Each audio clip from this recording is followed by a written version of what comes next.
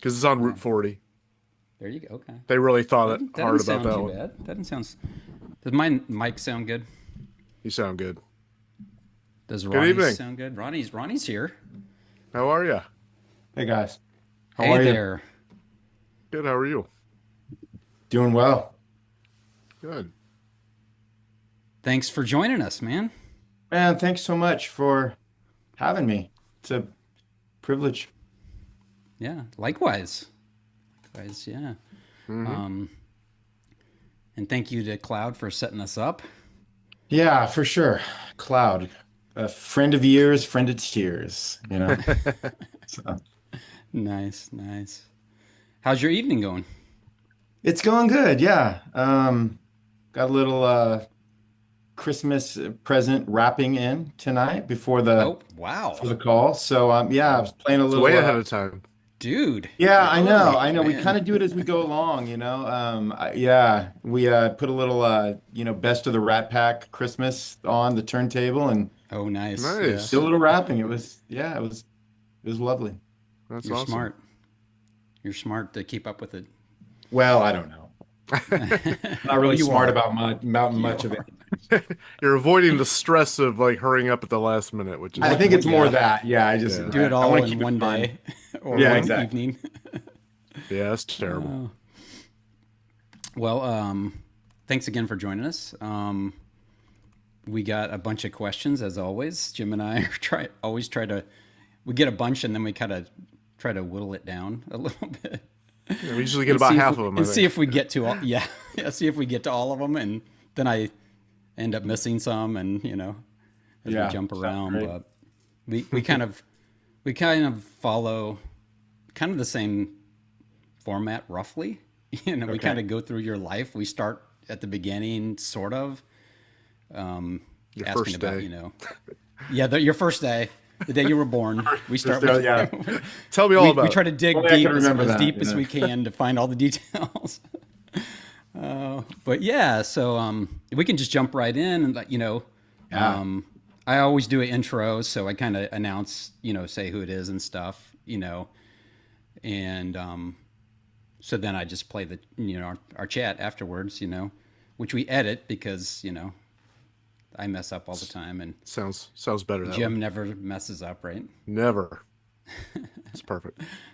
But yeah, so welcome Ronnie Martin, um, and I'll say a few comments just because first became familiar with you many, many moons ago in my college days, um, when Dance House Children came out. Mm. And um, you've done a lot. You've done a lot since then. Mhm. And I'm not going to sit here and say I kept up with everything because there's so much. Um, but I'm glad that I tell Jim all the time. I'm glad I get to do this because it gives me an opportunity to thoroughly explore artist catalogs. Um, and I've been enjoying exploring yours. And I haven't. I mean, it's hard to even scratch the surface, you know. Oh, thank you. But that's a good thing. It's like a wonderland, right? So we kind of jump in and we want to know about if you could talk about your childhood and the role of music in your household when you were growing up. Yeah, well, gosh. My dad, it was really my dad was he was a big band guy. So when you were in the car with him, he was playing Sinatra and Dean Martin and all those guys, all the greats, all the crooners. And he used to say that those guys were even before his time, but it was the music he grew up listening to. Hmm. And so he just loved it. And so that kind of permeated just kind of the airwaves of our house in some ways. And then you had my mom, who was way more like classic rock fan. Oh Oh, And wow. interesting. so when you were driving with mom, it was classic rock. Or driving with dad, it was all the old crooners. And then at some point, mom shifted to Christian rock. So all the early Larry Norman, Keith Green, and even more obscure artists than that came around in that era. And so we had just this, my brother and I had this education of driving in the Ford passenger van with all these, old Christian rock albums just kind of cycling through. And so that was kind of the combo package of sort of our musical upbringing, was kind of the influence of early Christian rock mixed with all the old crooners. And my dad he liked novelty records, right? So he would buy he would, there was Christmas, we had one of those big old school record players, the big, wooden Yeah. things With the that weighed cabinet and stuff. the big Hmm. cabinet, weighed Sweet. like 7,500 tons. And The kind all uh, the hipsters are getting now, right? yeah, they're breaking their backs trying to unload those into their houses, into their basements. I love And them. I mean, I want one too. So, I do too. Yeah, I do too. yeah. But yeah, so he would buy novelty records, and we had Christmas records, and so that was kind of it. And then my dad played the harmonica, so he'd break out his harmonica. I think he'd play like the two or three songs that he knew every time. And then at one point for me, just having fallen in love with Keith Green, I asked my parents. I was about 7 years old, and I said, "Hey, can we get a piano? I want to learn how to play the piano." Hmm. And they said, "Why do you want to learn how to play the piano?" I said, "Well, because I want to learn how to write songs like Keith Green." And so they said, "Okay." So they went out and they Yeah. bought us an upright piano, and literally within like a month, we started taking piano lessons, and so on and so forth. How old Both were you and you your at that brother point? did. I'm sorry. Yeah, we, It's we okay. both did. Jason was very begrudging, did not want to do it. Kind of had one foot in, one foot out, and the lessons were not super enjoyable, but we did it for many years, and all the things that recitals and all the things that you can imagine. It was pretty commonplace for us, and at some point, Jason kind of faded out of that, and I stuck with it a little bit longer. Um, but yeah. Were your parents musical other than, listening to music? Did they play anything or was, Other than dad with the harmonica, no, there yeah. was no, my sister picked up a guitar, my older sister picked up a guitar, and so she was playing, she loved everything from like Supertramp Oh, yeah. to all the early new wave stuff. So she loved like the Cars. And so Yeah. she just started learning those like kind of those radio songs of the late 70s, early 80s on her guitar. So she would just sit there by the hour trying to learn how to play those songs and then sing them. Hmm. And then she even started writing her own songs. And I think that was part of what I think I was kind of grabbing onto in terms of, oh, okay, so you have to learn how to play, you have to learn your chords, and then you can just start making things up. And that was appealing to me. So yeah. Yeah. So, you mentioned Jason. So was his path similar as far as that goes, making up songs and stuff like that? No, Jason, that didn't really catch on with him until like much, much, much later. He Mm. just wasn't very interested in music, probably till sometime in his probably like early teen years. And it kind of caught on for him then. And but then it's in terms of just like picking up an instrument and songwriting, I mean that just came way later for him. In a sense, he was a bit of a late Mm. bloomer. And so he was kind of on my coattails for a long time because hey, I want to buy these instruments. Hey, I want to start a band. Hey, come on, let's do this. Let's do this. Yeah. And then at some point, it was really when he started Starflyer, that was his initial kind of jump into all that stuff, to be honest. And Hmm. so yeah, a little bit different for sure. Yeah. Cool. So, what was the first album that you ever bought or were given or that you really wanted, Yeah, I think gosh, what was it? My sister she got Daniel Amos Alarma for Christmas. And Cool. I heard that, and I liked it.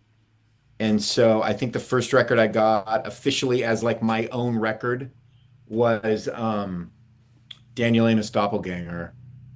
And Oh all the yeah. lights just went out for me. But right when I said doppelganger, the lights went. That's yeah. Whoa. I know that was for special effects. But The Playing I power the of think that was Daniel the first Amos. record. Yeah, well, yeah, there were some novelty records I owned before that I don't even think anybody would hear of. They were more like independent records, but that was the first like official like record I think I had was Doppelganger. So I mean, obviously Daniel Amos was one of the artists that probably shaped your musical imagination at that point. Yeah, were there others? What were the some of the others?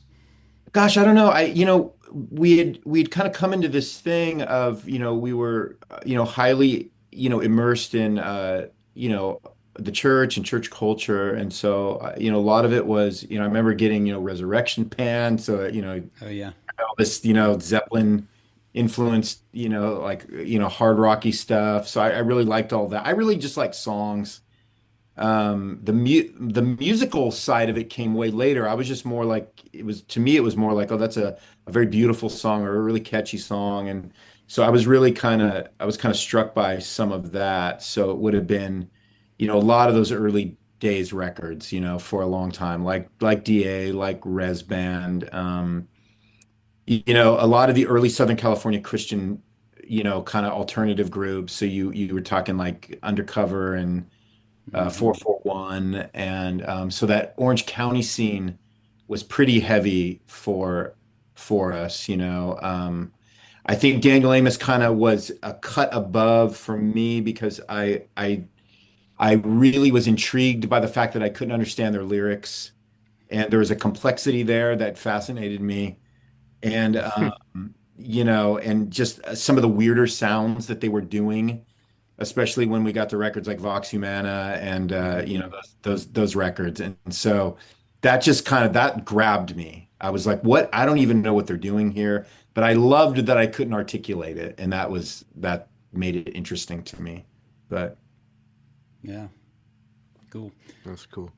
So let's talk about forming Dance House Children, oh man. and how the project began between or with you and Jason. Sounds like maybe you said, "Hey, let's do it." Pulled him in. Yeah, it was against that's nothing against Jason. That's just where he was at the time. Yeah. And he hadn't gotten to a place where he was thinking about writing songs or anything like that quite yet. Still a couple years off from that. And I just yeah, it was that project was really confusing. I'd been making demos for some time, and we'd had an earlier group called Morellis Forest. And so we had all these different musical things we were doing. So I had this room full of synths that I kept buying and kept trying to learn how to play and program and make music with. And then we had this three-piece, kind of, alterna combo, group with Jason on drums, me on guitar, and we had a bass player called Morello's Forest. And we were doing that. And that was the thing that was catching a lot of, it had caught some steam at the time. And, um, we had gotten some interest from a record label, got signed to a label called Narrow Path. And yeah, it was just, we were getting offers to play and open for bands like the Violet Burning and some of these things. And so we were just kind of going with that. My love was still with all the synthetic stuff. And then Blonde Vinyl came along and Narrow Path Records folded. Blonde Vinyl came along. We were just in limbo. I was still making demos and gave a demo to Chris Colbert, who was a producer at the time for Blonde Vinyl, and went on to do all kinds of other stuff. But that I mean that had happened. That was like a year before Blonde Vinyl, and I got a call out of the blue from Chris. He said, "Hey, are you still doing all that keyboard stuff?" I think was his exact line. And I said, well, as a matter of fact, I just finished another demo, and so he said, well, send it to me. And I said, well, why? And he said, well, Mike Knott started a label and we need 5 bands to start with the roster because that's what the distribution company requires. And so I thought of you and we want to have we want to have a lot of variety. And I said, well, okay, I'll send you the demo. So I sent him the demo and he called back a week later and he said, we want to do this if you're interested. And the demo sounded nothing like what the record ended up sounding like. The demo was just sort of this very 80s influenced, electronic pop music, kind of, similar to what I do now in some ways. And but then when we went to make the record months and months later, we got kind of influenced by all this British house music and more of that kind of sound. And so kind of went into that record not really knowing what we were doing and how to do it, and we attempted to do it. And Mike Knott gave us that really silly name, and we were so young, and when you're young, you just say, sure, whatever you Yes. want, Mike. And so that's kind of how all that came together. So we made the record, made the second record. Again, just a lot of not really knowing what we're doing, and then of course, the label folds. And but it was kind of a stepping stone into meeting some other people and kind of getting our feet wet and play. We actually played quite a few shows, and yeah. So it was a long time ago. Long time Yeah. ago. You mentioned Mike, and can you talk about any interactions you had with him, and any anecdotes, because a lot of people love to hear about Mike, including myself. Yeah, he was. I think Jason and I have, and I say Jason and I because we were always with him, the two of us. I think we have a lot of fond memories, especially in the early days of Mike, because he was, he treated us so kindly. And, Mike was, he had a very obviously really flamboyant personality, and he was super Yeah. fun to be around. But he was pretty serious about music. And we felt like the little kids on the label, and we felt like we were kind of under his wing in some ways. We really got the sense that he liked us a lot, and he treated us so nicely and kindly. He was so supportive, and I don't think he really knew much about the kind of music we were doing, or he maybe even cared about it, but he was just really supportive. And I mean, you'd walk into the so the Blonde Vinyl offices were close to where we lived. So we had this really cool kind of community connection with it. And so everybody kind of lived close by. And so for those couple of years, it was really fun because we were all sort of hanging out. And it really felt like something was kind of, sort of this movement was kind of building and growing. And it was fun to be a part of it. But, Mike was just, I don't think he was a businessman or, anything like, so he just was a musician. Hmm. He's making Yeah. records. He's, trying to get other records put out. And, you never knew what you were going to get with Mike. I remember walking into his office one time and he's just standing on his desk, and I'm like, and it's like he wasn't even doing anything. It's like, what are you doing, man? And he just starts like singing a song or something, and you just go, okay, you know. And he, Uh, it was funny because he was, if you ever, we spent a lot of one-on-one time together, and you saw a completely different side of Mike because he was very serious, actually, when you were with him one-on-one. And he had a lot of wisdom even then. And I remember one thing he said to me, this was after Blonde Vinyl folded. We had did this project called Rainbow Rider, and he started this label for like 10 minutes called Siren Music. And he approached me about doing something for it. And again, it was just it was probably due to that relationship we'd cultivated. And but I remember I was just discouraged, and you know, this kind of music has always been a hard sell. It was really hard sell in the Christian market. mhm. And I remember him saying like, "Hey man, none of that matters." And he goes, "You're not thinking about quitting, are you?" And I go, "Well, And he goes, "Nope." He goes, "Don't ever quit." He goes, "A true artist never quits." Nice. That line stuck with me, and all the times over the years where I've thought, "Why am I doing that?" Well, you do it because you don't know you can't not do it. And I think he knew that Mhm. about me. But that I have carried that line with me through life. A true artist never quits. Now that's sometimes you have to quit, or you have to Take a pause Yeah, for a break. season. Yeah. pay the bills. Yeah, yeah, yeah. It was just, I mean, it was Right. a very encouraging thing to say to a young guy at the time. Right, you have bills. And but it really stuck with me in terms of, Mike was a true artist, and obviously he never experienced, massive commercial success. And yet he just kept plugging, he kept doing his thing, and he kept making his art. And I think that's been inspirational. But yeah, gosh, I mean, all there's too many stories to even begin, and I'd have to I'd have to think about some of them because we saw him we would do festivals and see him on the road, and yeah, gosh, there was just so much interaction and overlap with his career, and but I don't know, and I know that we had a really great relationship with him. I know not everybody did. We did, and so fond memories of him, and super sad, to Yeah. his passing for sure. So. Hmm. Did you feel like kind of sounds like Chris Colbert was looking for a varied type of music, and so were you trying to fill a gap, or you were just making music that you found relevant and interesting? Is that fair to say? Yeah, I think that's all it was. I was never trying to, yeah, I was never really trying to pander or fill a hole. I don't know what it was. It's strange because it's always this thing of like, you don't know why you like the things you do. It's hard to articulate sometimes why you're attracted to the things you do or the things you like.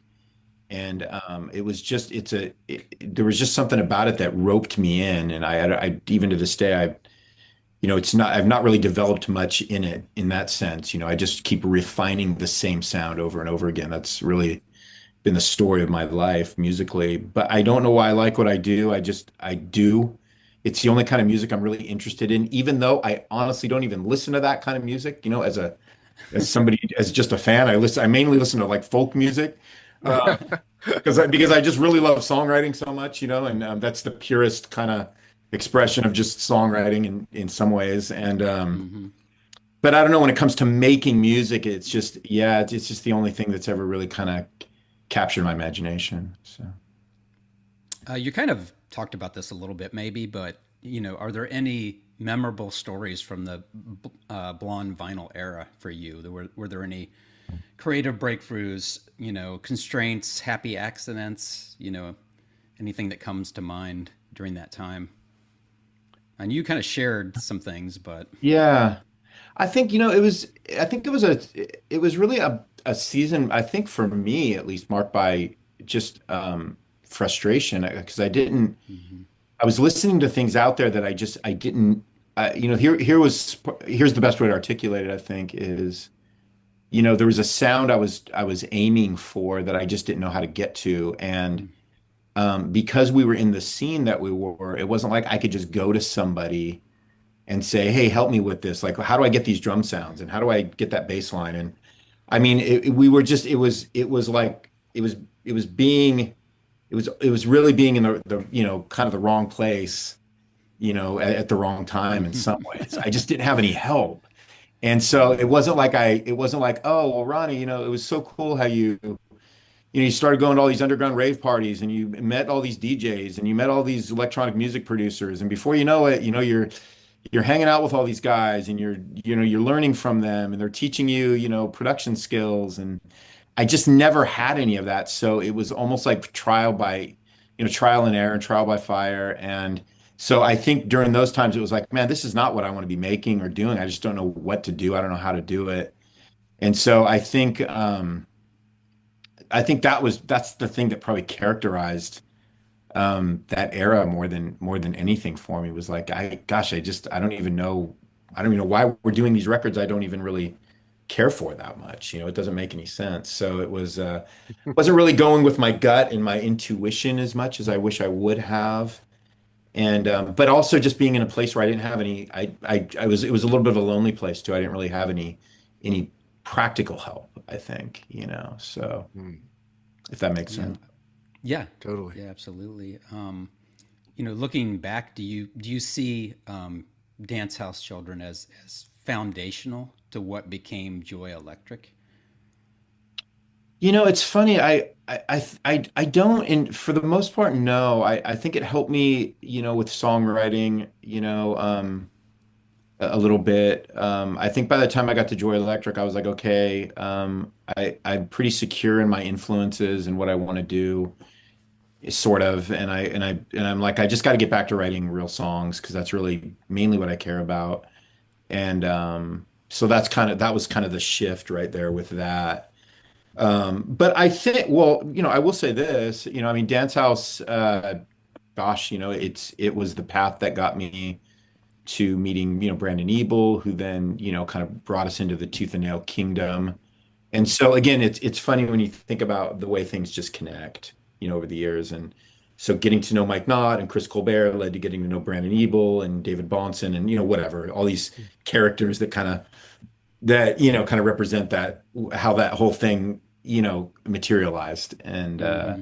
so one thing led to another with that, and it's always relationships that kind of propel these things anyway. So it was good to form those relationships because they were long standing, and they ended up being friendships. So That's So you were awesome. making electronic music long before the synth pop revival, and what originally drew you to the pure synthesizer based sound? gosh, there's just something about, I think when I first heard some of this kind of music, like even going back to like Vox Humana from Daniel Amos, it was something about those sounds where it just, like, I think I said this earlier, they just kind of captivated me. And then I think dance music, so then when it graduated from, oh, hey, look, I found this band called New Order.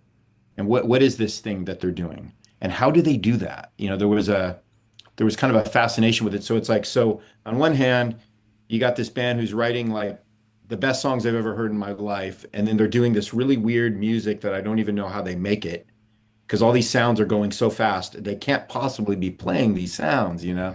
And so it's just, again, there was that naive, there's that ignorant, kind of approach. And so it was like, how can I do that? How can I make a song that sounds like True Faith or The Perfect Kiss or, these songs that they're making? And so I think there was just something about it that captivated me. And then when I was able to, gain enough knowledge to immerse myself into that world, and then I went back to kind of the pioneers of that sound, like Kraftwerk and Jarre and just Tangerine Dream and these pioneers. It was like, oh, okay. So now I'm hearing with these 80s and 90s bands, I'm hearing where they're drawing their influences, but I loved going back to the source. Mm. So when you hear, Man Machine from Kraftwerk or Computer World, and you just everything is just it's all it all comes directly from the machines. It's all Analog. match. It's all analog. Hmm. And I just went, that's it. That's the sound. That's it right there. That's what I want to do. I want it to be, if you're gonna, in other words, it's almost like a fast food, kind of chef that says, you know what? I saw a documentary on Anthony Bourdain, and what I really want to do now is I want to learn how to like make everything from scratch. I don't want to do processed food anymore. I want to make everything from scratch, going completely analog, going back to the roots of analog pop from the late 70s, early 80s. It was like this was a sound that was started and it was stopped very quickly because sampling and these other digital formats came into play in the early 80s. So this sound that could have kind of kept moving forward and progressing kind of stopped in favor of newer technology that didn't really sound as good, but it's kind of where music went for the rest of the decade. And then, so that was my fascination with it. What if we just continued with that sound? And then, of course, this resurgence that happened 20 years ago of 80s analog, which I mean, it's almost still going. It's like it's never stopped, right? Oh yeah, And yeah. there's so many bands now, and so it's back in 1994, it's phenomenal for me to even see some of this because when I think about stuff I was doing in the early 90s, I'm not a pioneer, but it just there wasn't a lot of it going on. And Hmm. so you kind of look now and you go, it's so commonplace now. And it's commonplace for any artist to have, analog sounds now and in sequences and, I mean, seriously, man, from Foo Fighters to Taylor Swift. I mean, you can find elements of that in their music and you just go, man, I remember when that was just, you would have never done that, if you were Hmm. somebody that was, a rock purist. So all of that those developments have been pretty surprising to me, but for me, it's always been source and keep it pure. Don't do what they did. Don't do what happened in the 80s. Don't get don't get tempted by new technology. Just keep it old, keep it pure. And for better or for worse, here we are. Yeah, here we are. That's For awesome. better, for better. I don't know. I don't Yeah, know. yeah. So the early Joy Electric albums had like a super, maybe all of them, and to a certain extent, had like a super like fairy tale like baroque synth aesthetic. How did that develop? And you used a lot of the falsetto type, you know, fey vocals, and Yeah, yeah. maybe I guess that was probably a conscious choice to go with that fantastical universe type of music. Can you comment on that? Yeah, there was a band that came out of the sort of that early 90s. There was well, there's a few bands, but there was this early 90s sort of British acid house kind of phenom that broke out over in the UK. And there was kind of that early ravey kind of stuff that was very analog. And it was all very fantastical. And so a lot of there were artists back then that I listened to called, one of them was named Candy Flip. They had just this really minor hit back in the early 90s. They were big in the UK. There was another band called The Beloved. And they were using all these analog sounds to make like really kind of high energy sort of housey music. But they were using kind of that really sort of very fairy tale, very innocent, fantastical imagery. And I just was kind of drawn into that. And I think it also goes back to Terry Taylor, kind of Fearful Symmetry era Daniel Amos. So songs like A Sigh for You and The Mm-hmm. Pool. And so he did a lot of that. Terry Taylor did a lot of that as well. So I think it was just like, hey, what can I write about that I'm not hearing anybody like, what can I do lyrically that's going to really separate me, from the, you know, at the time from the grunge pack, which Mm-hmm. I Yeah. I didn't need any of that. I was already doing something to be separated from that, but it was like, how far can we just take this to where, my whole thing was like for people to grab the record and say, I don't even know what this is, and I don't know what to compare it to. And that was always kind of that would be a win for me. And just again to try to create something that just didn't have a lot of reference points. It's like you could hear a little bit of this in it or a little bit of that in it. But since most people aren't like listening to Trans Europe Express from Kraftwerk, in the Christian scene, they would be like, I've never heard anything like this. And I think that was a high motivator for me is to do something altogether original if that's even possible. Maybe it's not, but Mm-hmm. that was the attempt, to the best of my ability. But Yeah, yeah. that's great. Great. Two of my favorites from the Joy Electric catalog, and like I said, I've been exploring and I haven't really even scratched the surface of Mm, everything. mm. But it's been I don't know if I great. have either. Yeah, yeah. Robot Rock and the Otherly Opus were two of my Um, favorites right now that I've been oh, listening cool. to. And so I'm going to list off a few tracks, and you can comment on Mm, any or all of them. We'll sure. we'll mine your memory, you know. Um, Sure. Monosynth, we are taking over. Mm, Red will dye these snows of silver, mm. and a glass to count all the hours. Some of my favorites right now. So if you could Oh, comment thanks. on one or any of those, I would love to hear your take or your thoughts. Well, monosynth is significant because I think I finally, the first two Joy Electric albums were again they're a little hot, a little bit of a hodgepodge and a little confused, and Um, I wanted to really simplify and, write these, kind of just make things a little more. I always write simple pop songs, and then I'm sometimes I don't translate them the best way that they could be translated. And monosynth was one of those ones where it's like, hey, what would it be like? You're a guy that just writes riffs, you write choruses, just kind of keep it simple. That was I was thinking Gary Newman with monosynth, that big riff. I like big riffs, and Mm-hmm. so that one just, I don't know, it was one of those ones that came together. And then we did that. We recorded that to analog, and Gene Eugene mixed it, and it just turned out. It just came out big, and it was, I don't know. It just kind of came together, and so that was like a satisfying kind of a turn into that record. And then Taking Over was kind of a monosynth part two in some ways. I probably like it better than monosynth, so it was. Yeah. I write songs in groups, and they all sort of have a similar kind of feel. That was written in the group. That was probably written the next day after monosynth, Uh-huh. and yeah. So that record was a little bit of a turning a corner where it's like, all right, it's all analog. It's a little more stripped down and minimal, and so it's a little more clear. People can kind of get a hold of it without it being just overly difficult to listen to, I think is what happened with that album. And even with all the kind of the strange imagery that was still there. And then yeah, and then Otherly Opus, I think it's funny. Who was I talking to about that? Was I talking to somebody about that record recently? I think that's probably, the culmination. If I were to point to maybe one record that kind of is the sound I had been aiming for in all those records, it's probably that record.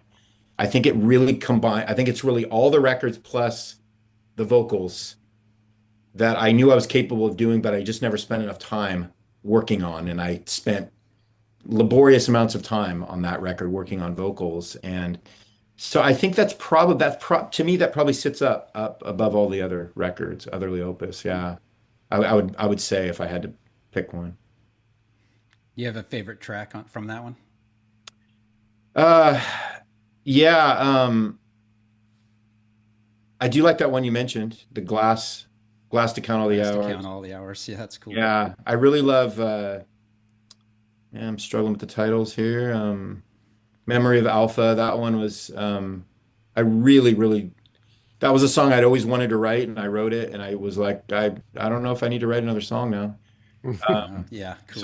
that was one of those. Red Will Yeah. Die was really satisfying song. That was definitely this harken, back to early Human League. But I did that song in 2 days, and usually songs took me 2 years, and that song came Hmm. together like in a minute, and so I really enjoyed that. But I think just yeah, and there's the other ballad on there that I really Write Your Last Paragraph, just a really kind of wistful, a ballad. So yeah, I don't know. I really do like that. I really do. Yeah, I never really listen to any of the albums. But if I probably had to go back to one, I'd probably pop that one. Now you're making me maybe I'll go listen to that when we're done. Crack it open again. I might crack it open. Nice. I don't I'm know. glad I could be of service. Yeah, I appreciate that. You should check it out. It's great. Give it Oh a yeah, shot. Give it a shot. cool. That's saying something to go back and listen to your own work. I think. I know I think I'm that's for not very most artists, comfortable right? with it. You know. Yeah. Yeah. Yeah. I've always been a once it's done, it's in the past for me. I'm already way ahead of it. Yeah. Already on to the next one. Yeah. Exactly. So let's shift gears a little bit. Um, let's talk about what was the first synthesizer that made you feel like you'd found your musical identity. Yeah. Oh man. Well, I've been using all these digital workstation synths. That's what they had in the 80s, where you could buy one synth and it could kind of do everything. And so I would buy these synths, and I would have to go to the music store, and I would have to ask the synth guy if he could give me private lessons and teach me how to work these things Oh, that's cool. because I hate owner's manuals. And so I'd be like, I can just spend a lot of anxious hours looking through this owner's manual, or I can just go to the guy that knows how to work it. So I Hmm. pay this guy, $20 an hour just to teach me how to do everything. And then, inevitably I would leave and forget everything he taught me. And then I have to move the manual anyway. But I think going into, so there was a record store where my brother and I we were still living at home where we lived, and there was a guy that worked at the record store, a guy named Mike Perez. I think he's done some work with Jason in recent years. And he had all these analog synths. And this was right when I was starting to hear all those sounds. And I was like, what are those sounds, And so Mike had all this old gear in his bedroom. And, again, this was when that gear was at its lowest point in terms of popularity. Everybody's trying to buy all the Hmm. digital things. So he had all this gear. And so I remember going over to his house and he's just like clicking all these buttons, analog sequencers and all this stuff. And it's like that was the sound I was hearing on a lot of these records. I'm like, oh my gosh, like this guy's like doing it. And so he just gave me this education, this analog education. I'm like, I gotta get these synths, And back then it was, Yeah. there's no reverb, there's no eBay. So it's like it was almost like you were like this exploring like lost, continents kind of a person, like to try to find these things.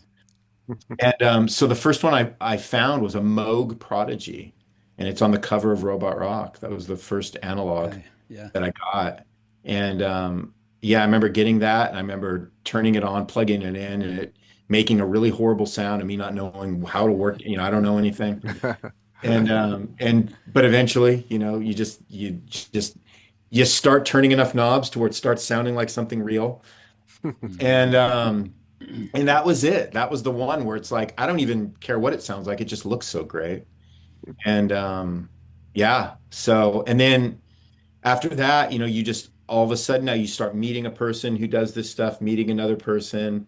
You start knowing where to. Oh, I heard this guy has this for sale. Oh, give me his phone number. And this is back when we did these things called phone calls, and um, Classifieds too. classifieds. You would, Yeah. yeah, as soon as you saw something, you would just get it, Call them up. and Yeah. Don't 100%. waste Yeah, any it was, time. yeah.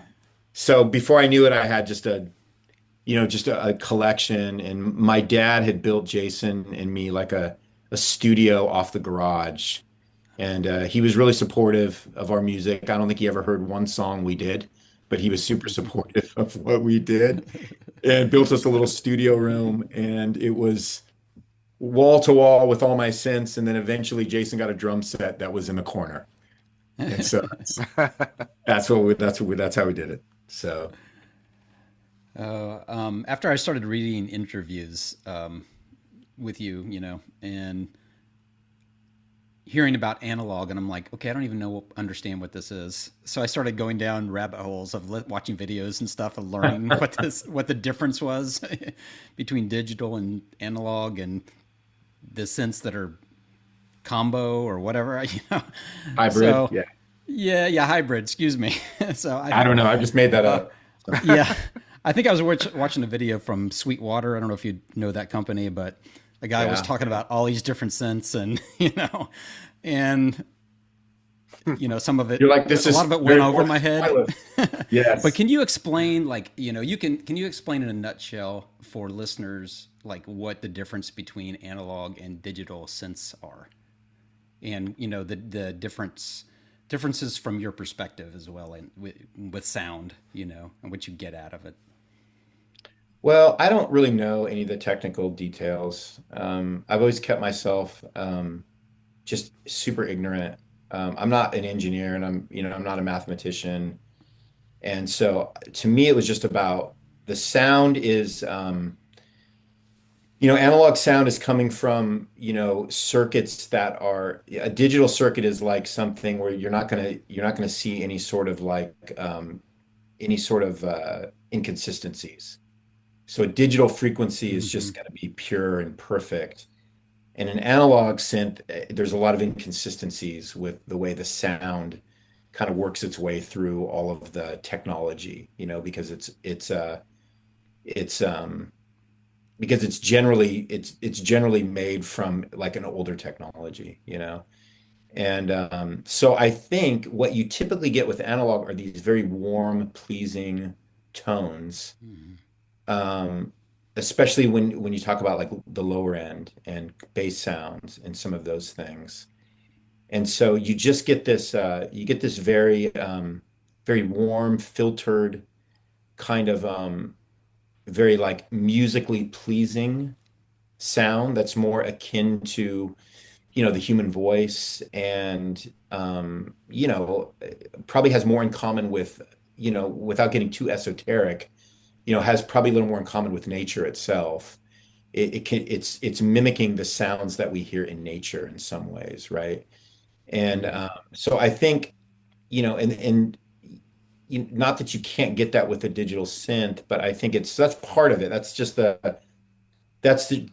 overall, how you might describe the sound, and somebody would do that much better than me. But I think it's really what analog synths are. What they're characteristic of is that, it's really the hands-on, kind of tactile process of creating the sound. So you're not just scrolling through a menu. It's not like a Mhm. computer. You actually just have to experiment the entire time to get a sound that you want. And so I think it's more of the process of analog. As much as it's the sound, it's the process of it.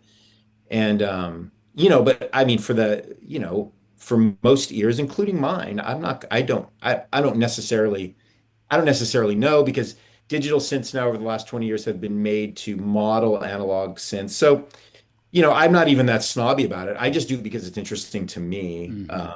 I'm perfectly okay with anybody using whatever they want.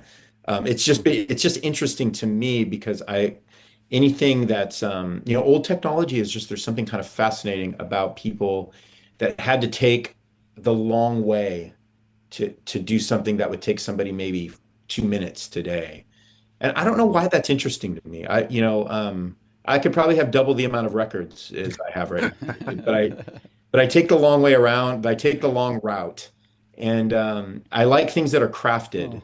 And there's a craftsmanship to using an Mhm. analog synth. There can be to a digital synth as well, so that's not to take away from that, but it's a different kind of craftsmanship that I think I'm not very technically minded either. So I need something that I can just see and that I can figure out.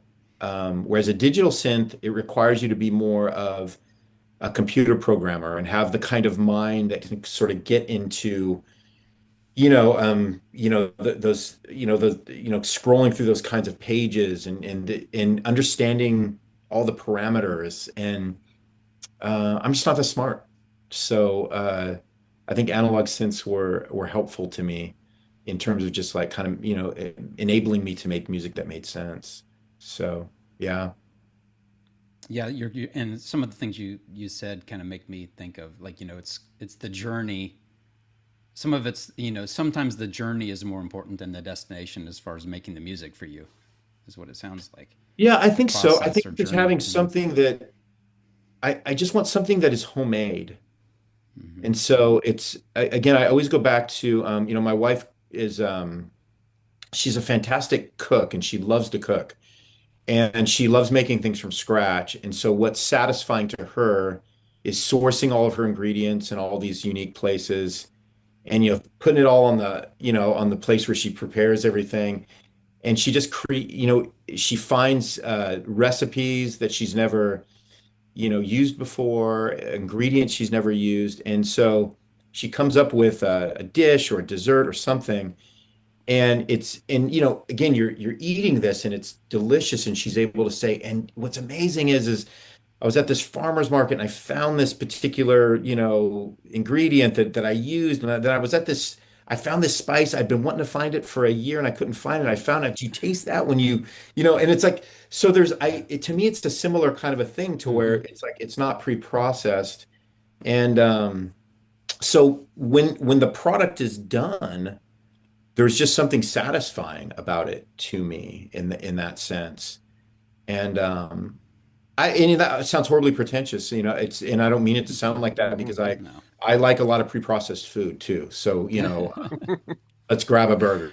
time, fellas. But Let's go to McDonald's. I'm here for it. But but in terms of that, I think that's where the satisfaction comes in, and yeah, Yeah, you mentioned you kind of talked about committing to the electronic sound, embracing that and kind of focusing on that. Um, have you ever blended any traditional instruments in any of your music, or have you been pretty strict about the electronic, you know, components? yeah. I mean, unless it's been like a side project, Mm-hmm. since Gotcha. I mean, since the second Joe Electric record, yeah, there's been no variation. Yeah. No plugins. No, I've never used a plugin. I Mhm. don't even know how. Yeah, don't even know how. Do you Like a do you soft synth, set I think. boundaries with the gear? Do you work within strict limits as far as it's just a piece of gear, or do you, if it can't make a sound you want, do you find other synths or other equipment, seek that out? It sounds like you got a lot already, so maybe you don't need you don't No, need to. I You don't can find actually. whatever you want. I only have a couple pieces of gear actually. I kind of use the same couple pieces for everything. Um, Didn't I read somewhere that you got one not too long ago? Maybe it was in the last couple years. It was a Moog, I think. yeah, I got this kind of this granddaddy Moog synth that's kind of like the biggest, craziest thing they ever made, and I was able to get one, and so yeah, it kind of does a lot of, it allows me to not need a bunch of other synths because it kind of does everything, that anything that I'm interested in terms of sound creation, it can accomplish that for the most part. So yeah, I have a really minimalist studio, because I really like to, I don't want to have to make a lot of decisions. I want to just kind of get down into songwriting, sound creation, recording, and then get it out into the world. So it's pretty focused, to be honest. It's terribly unexciting, you know. Do you can you recall a malfunction or like an unexpected noise or something that led to a creative breakthrough, or is it already in your head like this is what I want and No, the only thing that's in my head is, the songs I'll start on the piano. So I'll have my riffs, I'll have my chorus, my chord changes, my choruses, my verses. So I can play all the songs to you acoustically before I get in the studio. That's the way it's always been. But when I sit down, it's like, well, I don't know. I mean, I'm not Aphex Twin either, so I'm not reinventing. I want it to be something that's listenable and serves the song. So it can only go into so many areas where it becomes just, you know, cacophony. It's just noise, or whatever. But no, and I think there's always, I think sometimes I can be a little overly conservative in the studio. That's something I'm trying to break out of, where it's like, no, just, do some different things, create space in the songs to do some things where some of the sounds can progress a little bit, and you can maybe provide listeners with some surprises or some things you haven't done in the past. So I think with the solo stuff, I've done that a lot more. The first two solo albums, and certainly the current one I'm working on, it's definitely in terms of sound creation, it's way more out there and I think inventive than things I've done in the past. So I'm letting myself kind of get into those spaces. But yeah, that's what's great about it is, the song is there, the song needs to be served, but arrangement wise, I think I've grown a lot in terms of arrangements. I used to be I just want verse, chorus, chorus, chorus, and Mhm. like that's all I cared about. And now it's like, no, I don't, let's do some 6 and 7 minute songs now. I'm not a young man anymore. So um, the drums in your solo work, they feel kind of fuller and warmer than mm. Joy Electric. What shifted there, or did anything? Well, on the first on from the womb of the morning, I actually used some drum machines, which kind of took me back to the early Joy Electric years. I used drum machines and some drum machines. And so I did that. I did a combo with that from the womb. I used, kind of my homemade drum sounds, but I layered them with some drum machines because I really wanted a big drum sound. It's something I always wanted to do, and I had never done it up to that point. And so that's kind of what gave it that sound. I was listening to Talk Talk records and Mm. Peter Gabriel records, and I was like, Ooh. I want that kind of a drum sound, and so I just went for it with that. And then when I did Consume Like a Moth, I decided to go back to just kind of the pure, just analog drum sounds, no supplemental, drum machine things with it. So yeah, that was kind of, and that was a little bit of the second record was a little bit of a let's go back record. And From the Womb though was like, no, this is a record I wanted to make this record 20 years ago and I didn't, and I'm just going to do that now. So that's what I did with that. I like those big 80s, probably because I grew up with it, but those big gated 80s drum sounds, those big Phil Collins drum sounds. Right, that's what I was thinking. Yeah, I love those drums. I love I remember talking to the guy that mixed the record. It was a guy named Bob Hogue he's in Phoenix. And I always like drum sounds that are like the loudest thing in the mix. So I don't know. That's always been in my head. You listen to those Phil Collins records, it's like it's vocals, drums, and everything else somewhere buried beneath it all. And I just like mixes like that because they're tight. They sound really tight to me. And so From the Womb was like, just get those drums. I don't even care if you can hear my vocals. Just get those drums so loud, and this guy Bob Hogue was the right guy to do that. He really understands that, and he really got those drums out there, and it was great. It was great. So Um, I can't remember the words you used earlier. So forget me if I get it wrong, but like that's okay. your production and your production philosophy, if I could say the word, on your solo work, is like more fuller, and you did a lot more arranging. Can you talk about your approach to that and how you got there? Yeah, so for a lot of the years in Joy Electric from the second record on, I kind of made, I did all these forced limitations on myself, and I made kind of a rule, I had these rules, right? And one of the rules was only use monophonic synths. So synths that only play one note at a time.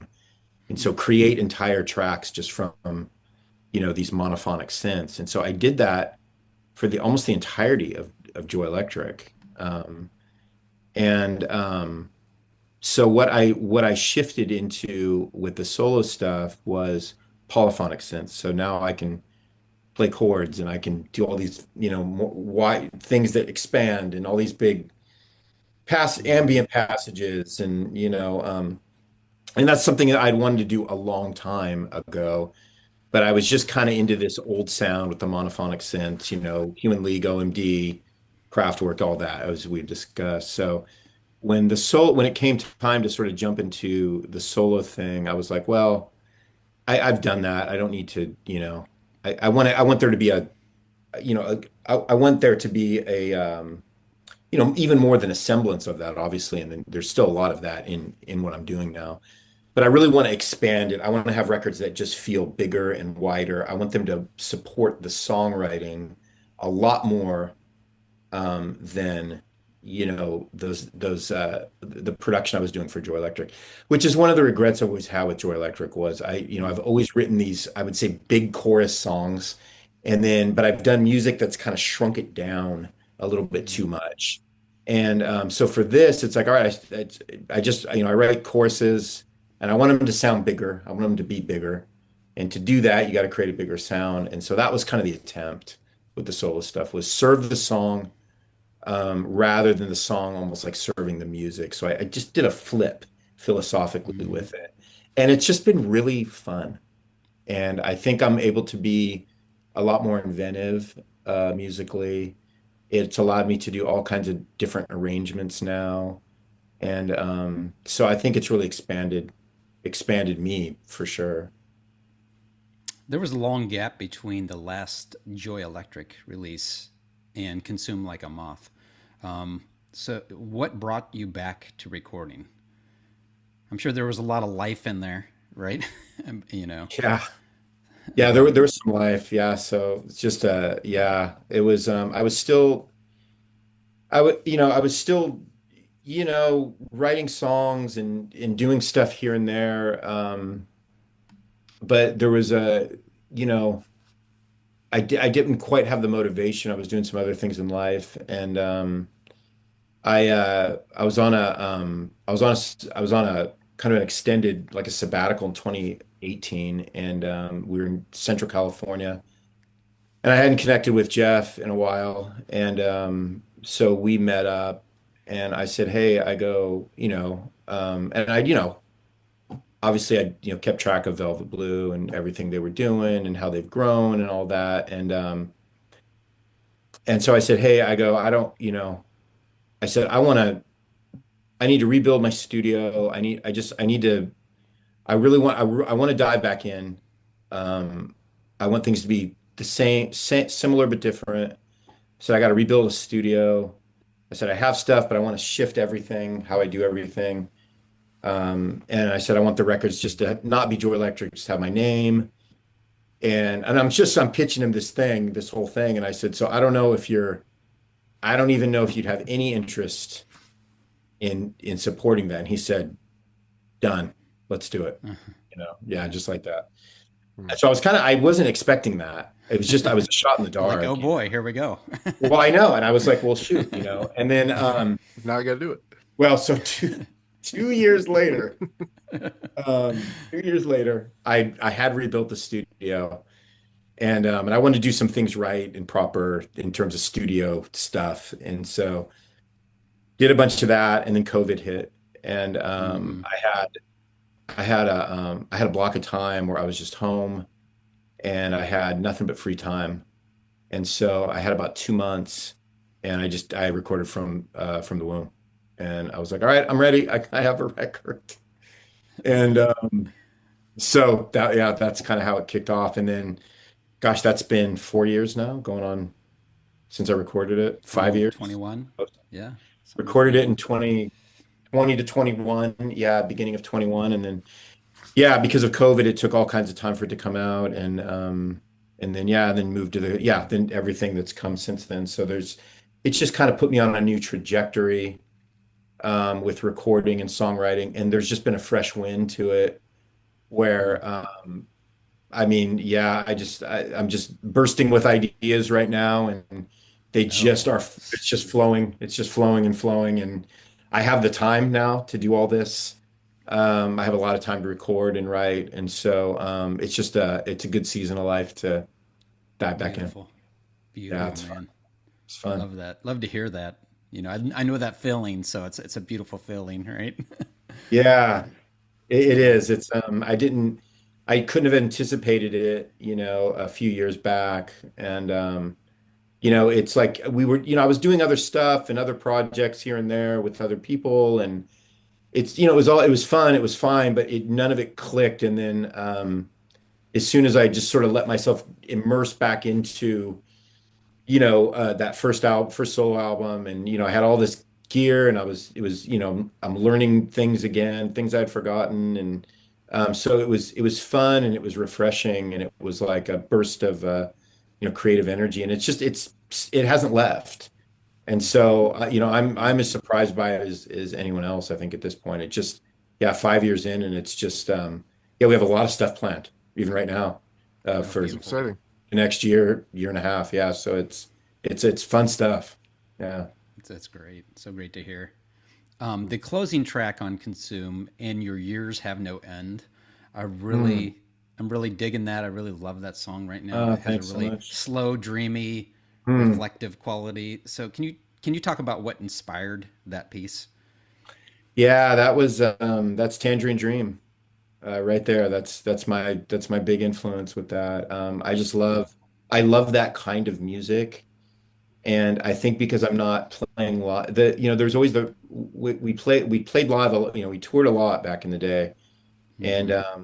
the thing for me was always, well, you got to have songs that have beats, and it has to be good live, and you got to be able to have some energy and all that. And so I didn't let myself do that as much. You mentioned Otherly Opus, a couple of those the slower songs. I expanded into some of that because I do love songs like that, and I think for gosh, yeah, I think just the experimentation on Consume, which was um, just a little vocal, a couple vocal refrains, but mainly like sort of this ambient, kind of piece that sounds like it could have been made in 1980, and that was kind of the inspiration behind it, and which is kind of it's funny. I usually the last song on a record, usually I've never told anybody this, but the last song on most of my records usually serves as the inspiration to the next record. And Hmm. so there's a good portion of the next album that sounds like that song. So I really am diving into that kind of slower ambient, those types of pieces. Because that was probably one of my favorites on the record as well. And so yeah, it was fun to be able to do it, explore it, and then go, I'm gonna keep I'm gonna keep walking down that road, into the next record. And that's what I've done. So it's gonna be I think it's gonna be an interesting record. Yeah, So the you're doing new it one. again probably right now. Yeah, for sure. Are you an Nice. Eno fan? Yeah, Awesome. yeah, 100%. In fact, I really love I'll tell you who I love right now is I love Roger Eno. I've been listening to a lot of Roger. Uh, Oh, but he's been making these records uh with I forget what it's called, the official name, but it's like this Dutch orchestra. I'm messing it all up, but these last three records he's done, if you guys check it out, mm, they're amazing records, Mm. and they're piano and kind of what he does. So yeah, been listening to a lot of Roger, a lot of Oh, Eno, interesting. but Roger, not Brian. Yeah. Yeah. So not the usual Eno. not the usual that but we but we get to check them out now. That's awesome. Yeah, I didn't even absolutely, and know I who they think you'll were. love it. It's great for if you do a lot of work with your laptop, whatever kind of work you do. Hmm. It's that kind of meditative, really Yeah. beautiful, calming, and he's really good at it. He's different than Brian. He's probably a lot more melodic than Brian, and so I think he's really underrated in a lot of ways, and he's always going to be Brian's brother, of course, Right. Yeah, of you know. course. Yeah. But it's really And really he might be fantastic. okay with that, you know? I'm sure it's gotten him some. I'm sure it's helped him a little bit. Yeah, exactly. So. What drew you to the Psalms, the Proverbs, Ecclesiastes, into the wisdom literature, they call it, right? Yeah. What did you drew you to that as a foundation for your solo albums? Well, I started praying through the Psalms years ago, incorporating the Psalms into my prayer life. So I'm a praying person. And so that was the first step. And then just getting into wisdom literature. And what I mean by getting into it is, reading it slowly and kind of cycling through it. So not just reading it once, but kind of making it a kind of a daily part of, what I would call like my devotional time, you know. And so what I, what you notice when you really start spending time with wisdom literature is just how beautiful it is.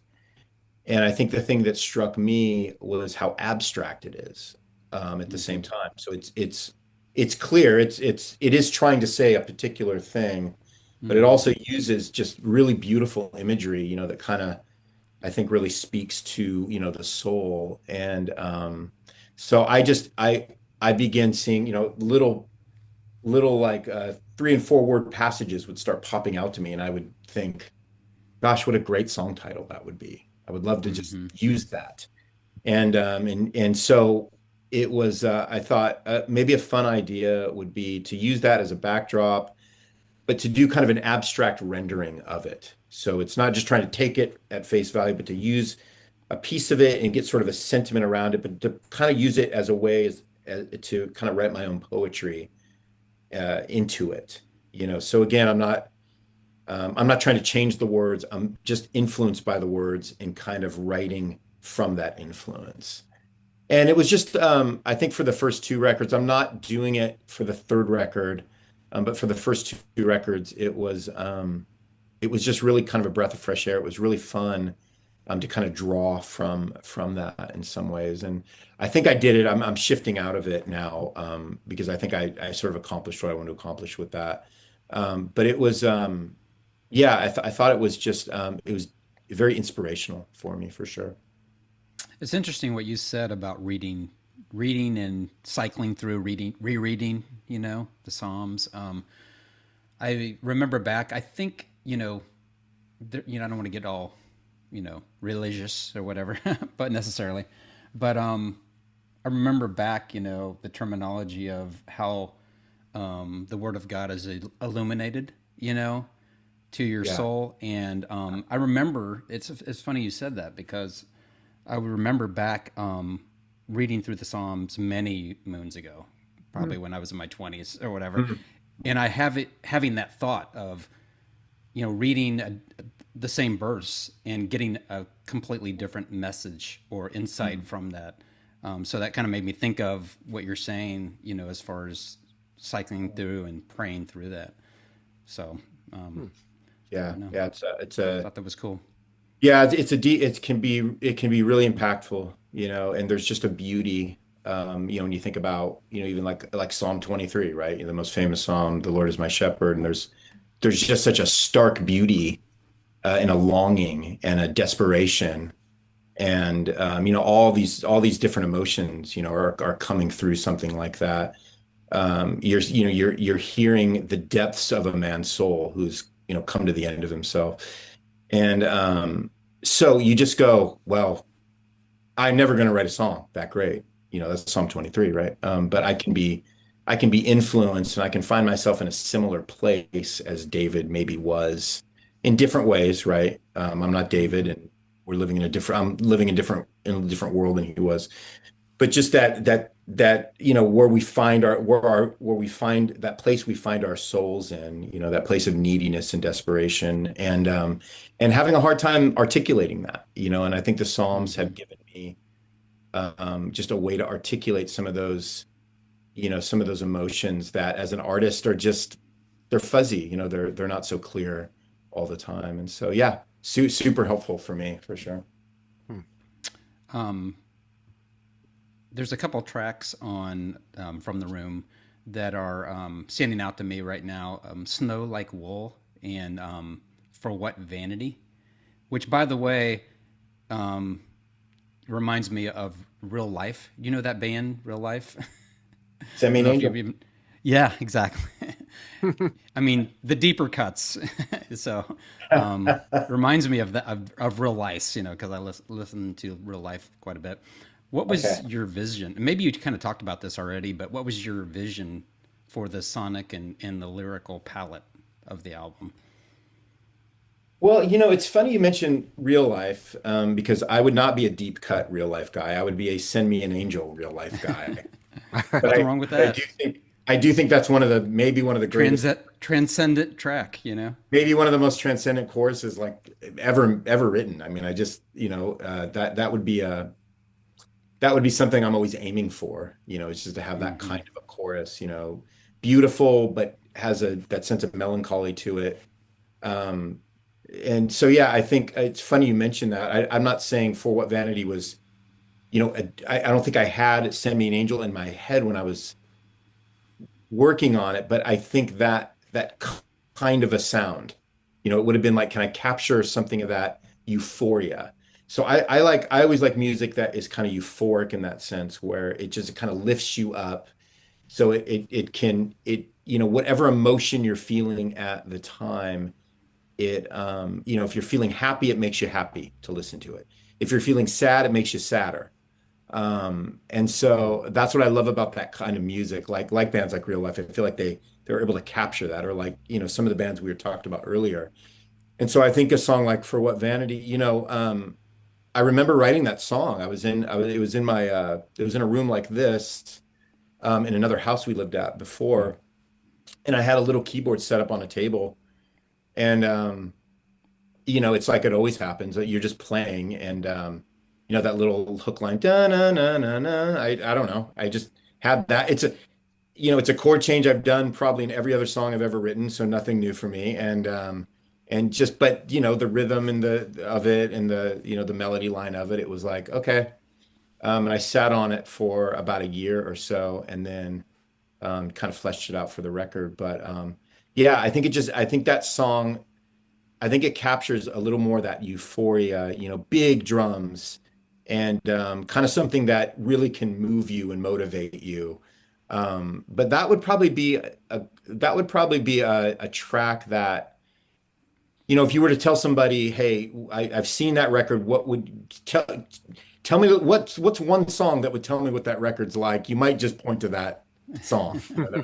That or maybe the Right. title track, just like, yeah, the big drums, kind of the euphoric big choruses, and so yeah, really, really good example, I think, with that. That song turned out especially, I think, good. It kind of that kind of captured the vision, I would say, more. So did Snow Like Wool. I mean, Hmm. it's just kind of that a little bit of that sort of that sad, euphoric, kind of feel that it has, so yeah, I need to go back and listen to that record too, because you're making me remember these songs There you now, go. um, yeah. So you gave us Roger Eno. So I'll throw out. You should go listen to Real Life Cathedral, the track. Okay. Check it I out. no, I will do that. Yeah, I don't know why I've never dived any deeper into their catalog, to be quite honest. It's one of those things, but all right, Well, it's one of those things. There's so many, I so know. so many catalogs. Right? There Um, are indeed. in our conversation, you perfectly segged into what I was getting ready to ask about. You kind of covered a lot of it, but we're going to go ahead and talk about it anyway because you've referenced Aha's "The Sun Always Shines on TV" Yeah. as an example of the transcendent type of song that you aspire to. Um, is there a particular track of your own where you felt you reached that same level of transcendence? Um, Gosh, I don't know. I think that's the song I think I'm always trying to write. I think it's funny if you talk to songwriters, they're probably usually always trying to write one or two songs. And I think, so I have this thing where it's like, well, I need to every song needs to have something in common with The Sun Always Shines on TV by Aha, The Boy with the Thorn in His Side by the Smiths. Um, or There's a Light That Never Goes Out, there has to be something in there that's that same melody. And there, yeah, and probably, True Faith from New Order and um,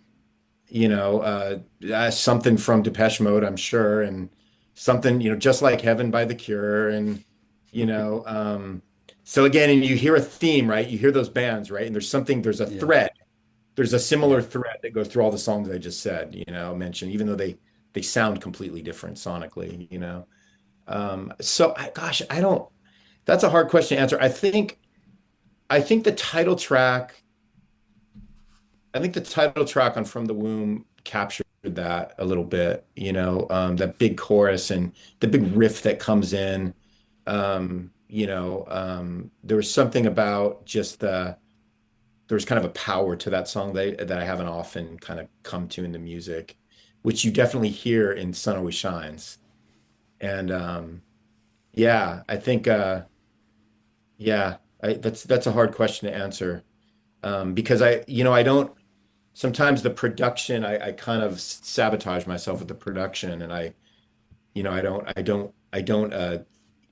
don't build it in such a way that it's going to be reflective of something like The Sun Always Shines on TV. But I think that's always what's in my head. It's so funny you mentioned that song. To me, that is the song of songs. Oh, It's just yeah, it's a perfect song. And for all it's emotional, the euphoric aspect of it, the beautiful but the epic build, chorus, the the whole epic, thing. yeah, Yeah, it's yeah. just, gosh, they're a very underrated not so much now. They get a lot of they get checked by a lot of bigger bands now, but at the time, because of Yeah. Take on Me, they were just really disregarded, which was a shame because they're incredible, they're just incredible song. If you go through their catalog, Oh yeah. they're incredible songwriters. It's mind-blowing.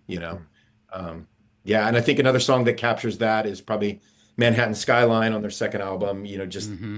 and so that would be an influence. Or even It's My Life by Talk Talk. There's Mm-hmm. something just, almost otherworldly. There's an otherworldly quality about it. That's kind of the word I would use. But I don't know. Speaking I of hope so. Manhattan Skyline, my Yeah. follow-up question was, or my comment was, "Scoundrel Days" is my personal favorite from Aha. Okay.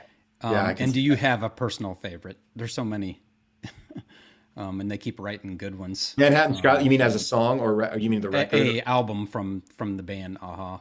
Oh, yeah, I think because Hunting High and Low is the one that got me. I think that's probably still my favorite, but Yeah. I love the first three records. For sure. I think Stay on These Roads is just Yeah. again, you just can't improve on that. To me, it's perfection. And so when they do things like Stay on These Roads, Manhattan Skyline, Sun Always Shines on TV, even Take on Me, it's just a transcendent song. Hmm. And it's become a bit of a parody, but who can write who can write a chorus like that? I mean, Nice. Yeah. those guys, you know. I mean, you're not hearing Dave Grohl write a chorus like that. No. So um, you know, sorry for the jab at Dave, but No, it's okay. That's He's going to that's be cool. listening to this, so yeah, yeah, Oh right, man, yeah, I'm exactly. sure. Who's this guy? That's right. How deep have you gone into the Aha catalog? Have you listened to Analog? Yeah, I got about as far. No, I've a little No. bit, bits and pieces of analog. Yeah, I thought that was a great album as well. I've heard really great things about it, and I've never really delved. You're inspiring me right now to do that, but I kind of stopped after Memorial Beach. When they were just kind of, it was in the '90s, and Hmm. they were getting a little more acoustic, and so musically a little less interesting for me. But Hmm. they still had some great songs. I mean, so the songwriting to me was always Dark as the Night for All, and just they Hmm. always had songs where you just go, gosh, I mean, they really understand the craft, I would say. And then even the last record that I really thought I was stunned was Cast and Cast and Steel. I think it's 5 or 6 years ago. I mean, I was blown away. Felt like a return. They were trying to make a return to their Hmm. older records, but the songwriting for about half the songs was just they get it. They understand it. They're not fading like older artists tend to like. They just can't write the songs anymore. It's like no, they're still kind of writing the songs. I was Hmm. surprised. But yeah, I probably stopped after Memorial Beach. Yeah. Yeah, gotcha. Let's talk a little bit about the Foxglove Hunt Oh yeah. with Yeah. Rob Witham, who we'll be talking to soon in a Oh, couple okay. weeks. I Yeah. said hi. Um, and we really dig Fine China. So we'll be And talking with him about that. But I came across this, one of your side projects that you collaborate on, right? In particular, I was listening through all of these songs, and I really like the Life High Rise. And I get kind of a New Order vibe as far as the vocal synth part, and maybe there's even a little bit of Yazoo. You remember that band, Yazoo or Yaz? yeah, still big influence. Yeah. Yeah. What influences were you and Rob channeling, with that band or project, whatever you want to call it? Yeah, I think not too much different than, what I'm doing now in some ways. I think there was a so each of us have always worked on our own projects in a particular way.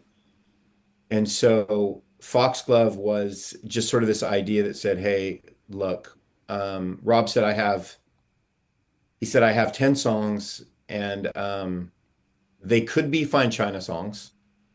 He said, "But I'm actually interested in something else." And we had been talking about this for years. And I said, "Well, send me," he said, "I made a demo of a few songs." I said, "Well, send me let me hear what you've done."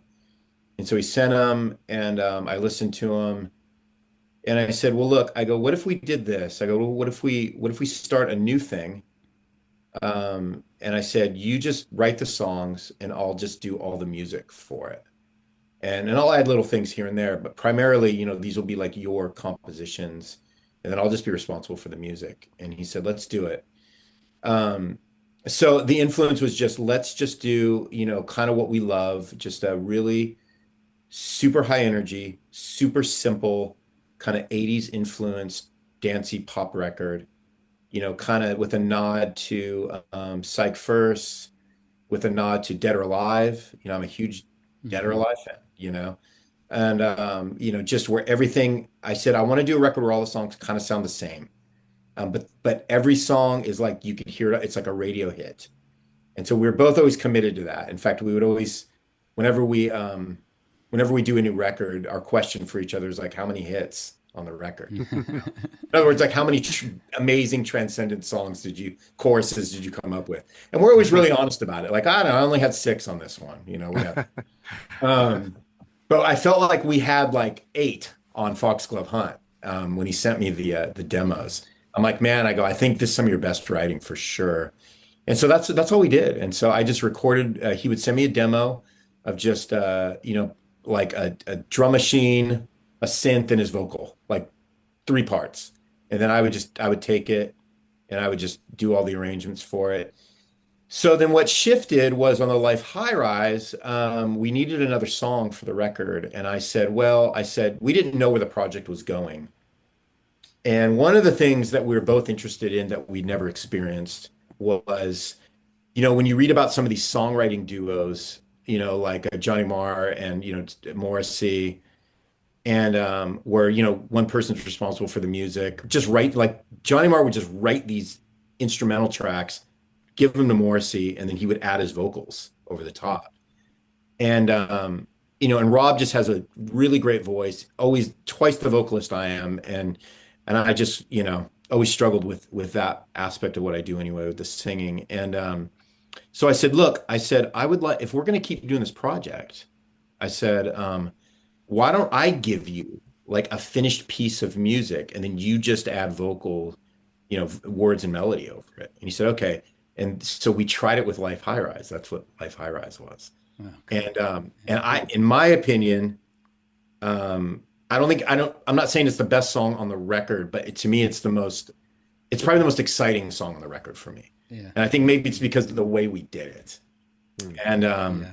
You have and then I said, that's okay, and then we behind it. did, Yeah. what's that? You have that behind it, like Yeah, yeah, yeah. the background of it. Yeah. Yeah, Yeah. and then we did an EP, and I said, all right, let's do it again. And then that's what, oh gosh, I can't remember. It's the final song on the record, on the EP called "Build My Fortress" was the name of the EP. And so we did another track like that where I just handed in the music, and he came up with it. And then I said, okay. So I said, for the next album, I said, that's how I want to do it. I go, I want to just hand you 10 pieces of music, and then you just put your vocals. Because, we write very similarly. We use the same kind of key changes that we do and same kind of melodies. We kind of sing in the same range, do the same kind of chord changes. And so the only problem is we never did a second record. I So was gonna say, I didn't think there was another one there's not another, never happened. yet. Yet, Yet. yeah. Rob has six children. I believe. Oh my gosh. Wow. I only have. I thought I had a lot. I have four. So Yeah, four. That is a lot. That is a lot. I don't know that Rob has the. I don't know if he has the bandwidth or the time or the a right. He's busy. little busy. I didn't have this in my notes, but I do want to ask you about this because there was a project called Shepherd, Oh yeah. and I read about it a little bit, but I don't even know. I don't know where you could even find it to listen to, if at all. Can you talk about it? What was it? What type of music was it? This, kind of in the same ballpark, and what it was a collaboration. Is that right? Can you tell us No, about it it? Or was. I think you can still find. Well, I don't know. No, it came out on Northern Records. oh Um, yeah, I love Northern Records. Put out a lot of cool stuff. And I don't know if they still have a website or it I would, don't I think know if they. I haven't looked for a while, but you could check it out because that's where you would find it. And I remember Michael Pritzel was on there with his, Ritzel was some on of his there, stuff. and Yeah, you a lot know, of cool, other Andy cool stuff. Prickett was the guy that kind of engineered all those records and all It that might stuff. be available then if I just I yeah, think it I'll check might it out. be. I somebody Yeah. recently somebody mentioned it online recently. Like if you go to And the did you North. say it was acoustic type project? Is that what? Well, it's electric. Okay. The idea behind it was I wanted to do just kind of I hadn't played guitar in a long time, and I still write a lot of songs on guitar. Hmm. Guitar and piano is how I write, and so I approached Tooth and Nail, and I said, "Hey, I want to just do a really, just kind of stripped down lo-fi indie rock project." And so I went to the green room. Chris Colbert produced. Frank Lenz played drums, and it's just a really sad, It's on. melancholy. You got it? Yeah, Yeah, You they have found a it? website. Yeah. yeah. There you go. Yeah. Cool. Just a really it was like 8 tracks stripped down. Just super. I mean, incredibly lo-fi. You know, uh, just very twee, Mm, minimalistic indie rock project. And cool.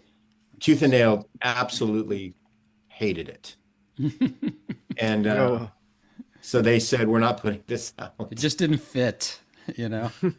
It didn't, it But it would would have fit fit, Northern for sure. it would have fit at one Definitely. time.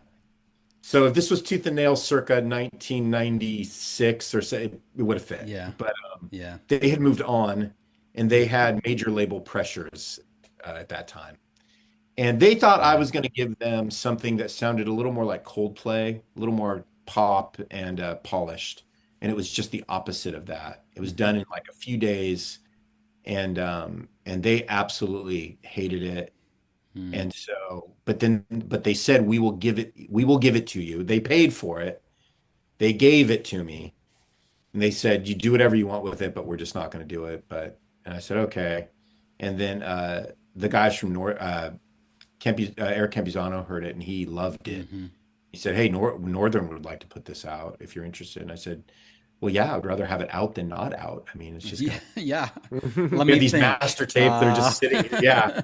So it's like, if you're making an offer, let's do it, And so that's it. And so I mean, it's probably the deepest cut thing that you could possibly find probably in the catalog, I would imagine. Mm.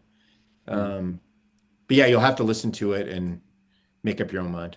But I've talked about I've not talked about, but I've thought about grabbing a couple of those songs and kind of redoing them Mm. because Mm. a couple of those songs are, I mean, I think they're up there with some of my best material, just translated a little bit differently. But yeah, Yeah. mhm. that's Cool. it. Thanks for sharing about it. Yeah. Jim, I think the website used to have like little clips on there too, so maybe they'll. This is Bandcamp that I sent Okay, you. yeah, so. Oh, Yeah, I you sent. got it. Okay, perfect. Yeah, But you can find it on Bandcamp. Yeah, they have a yeah, Northern page on yeah. Bandcamp, I think. It's Yeah. on there. Yeah. But Yeah. Um, we're doing good on time. So thank you for all your great comments and Oh you're man, very you. fluent and Thanks for, eloquent and I thank you I for don't know that. about that, but thanks for the good questions. Um, now it's time to talk about Christmas albums Oh man. because Okay. it's almost Christmas time and I don't know how many albums you've made. I know I can count three in your there was a Joya Electric one, and you've done three in the past 3 years or so. Yeah. Um, what makes Christmas season so meaningful to you? Because you know clearly it is. So Yeah. Man, it's a layered question. I think my parents, there's two things for me. My parents made a big deal out of Christmas. Not in the sense that it was always the most extravagant thing, but it was just it was a time of the year that they that they didn't diminish or make light of. And I think they really just they found a lot of joy in creating something kind of memorable and magical for us. And so it was just a highlight of the year for us growing up. My dad, he grew up as this sort of Depression era kid where, there wasn't much happening for him at Christmas, because they really were, they lived in, essentially, there was a lot of poverty in how, in how he grew up. And then it was the same with my mom, who grew up with a single mother. And yet, the difference was where everything was sparse and bare for my dad, my grandma with my mom would like just work really hard to create this magical Christmas for her. And so they both grew up with nothing. But my mom had these Christmas experiences that you would have thought, how is that possible with the means that you had? And so when they got married and they had kids, my dad was like, I want to have a good, I want, when I want my kids to have a good Christmas. I don't want them to have the Christmas I had, but I don't think he knew how. But my mom was like, I know how. I know we can, Yeah. there's things we can Been do, and there, done that. let's figure this out together. So it felt like one of those things, again, without getting too deep, without making this a deep cut on John and Lorraine Martin. Um, but it was one of those things that where they were really together. They had a shared sense of like commonality and purpose when it came to Christmas for, me and all my siblings. There's five of us. So I think that's where it came from. And so it was one of those things where growing up, it was probably the most magical thing that happened. It was full of mystery and magic, and it just captivated me. And of course, being a person of faith, it's deeply meaningful for me as somebody who, loves Christ and, draws just a lot of hope and encouragement, from this time of the year, from the biblical narrative. So I think it's just those two things combined. I just, my whole year hinges around it in some ways. Mm. I look forward to it all year, and I love all aspects of it. I love Santa Claus is coming to town, and I love Oh Holy Night. I love all the stuff in between. I sort of embrace it all in some ways. I don't mind some of the cheesier aspects of it, but I also like the things about it that are deep and transcendent and holy and sacred. And so I love it all. I don't, it's hard to articulate. It's probably the best way I can articulate it, but I love it. I look forward to it every year. And so making music, Christmas music, is probably the most fun thing I think that I do. I really enjoy it. But yeah, Nice. I just So let's silenced talk a everybody little with bit. that comment. Let's talk. No, I was thinking as you were talking, was reflecting because you were all the things you were talking about. I was getting ready to ask about, the nostalgic quality, Mm, and theme of particularly this most recent album, Evergreen Melody, and I was just reflecting back to what you're saying, and mm. um, I have the same kind of feelings, Oh, about Christmas, from my childhood and stuff like that. And I think it's great that your parents, like, I mean, they achieved their goal, because you have all these memories, and I think, I'd like to talk a little bit about nostalgia, mm, which because I think it's a really beautiful thing, nostalgia, mm, and I want to hear your thoughts about it because it has sadness and joy and everything tied up all together, you know, and that feeling, um, that's like no other feeling. Um, and a lot of the songs remind me of classics from this most recent Christmas album, mm. like White Christmas or the Christmas song. Oh, that's Um, that praise. Thank you. so what, and Christmas Nostalgia is one of the tracks. That's one Yeah. of the titles, um, Yeah. which kind of reminds me of Martin Gore, which I think, that's a side note, Oh, okay. which is in a Yeah. good way. It's a great way, you know. Oh, I mean, if you Um, say Martin Gore, it's going to be in a good way for me. I'm going to take it's that. got to be, yeah. I'm going to thank you for that. The Yes. vocal style, I think, is perfect. For, it's Oh, great. gotcha. Okay. So, um, can you talk about how valuable nostalgia is to you, both as an artist and just for the human experience? Well, it's it's fueled a lot of the work, I think.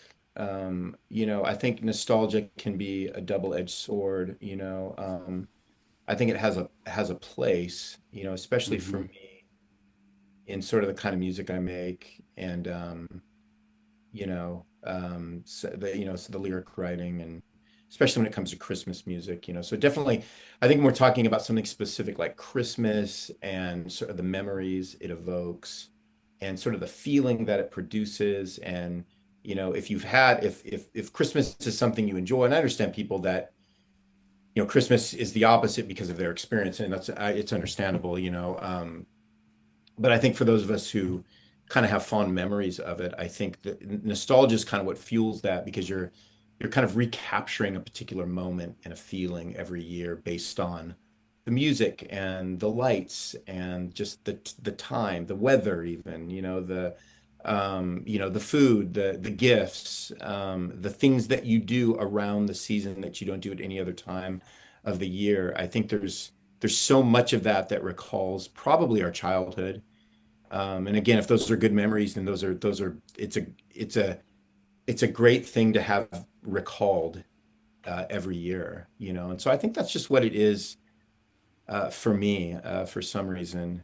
And I think to live like that perpetually, Mm, would be problematic. I think in yeah. some ways, because Yeah. we definitely have. I think it's healthy for us to be, not living in the past, but living in the present. So that there's Hmm. probably a shadow side to nostalgia in some ways. Yeah, for But I sure. think taken in this context that we're talking about with the holidays, I, you know, gosh, it's hard to imagine it existing in the way it does without some of that nostalgia permeating, kind of everything that we do. And so that's what comes into the records for it for me. Can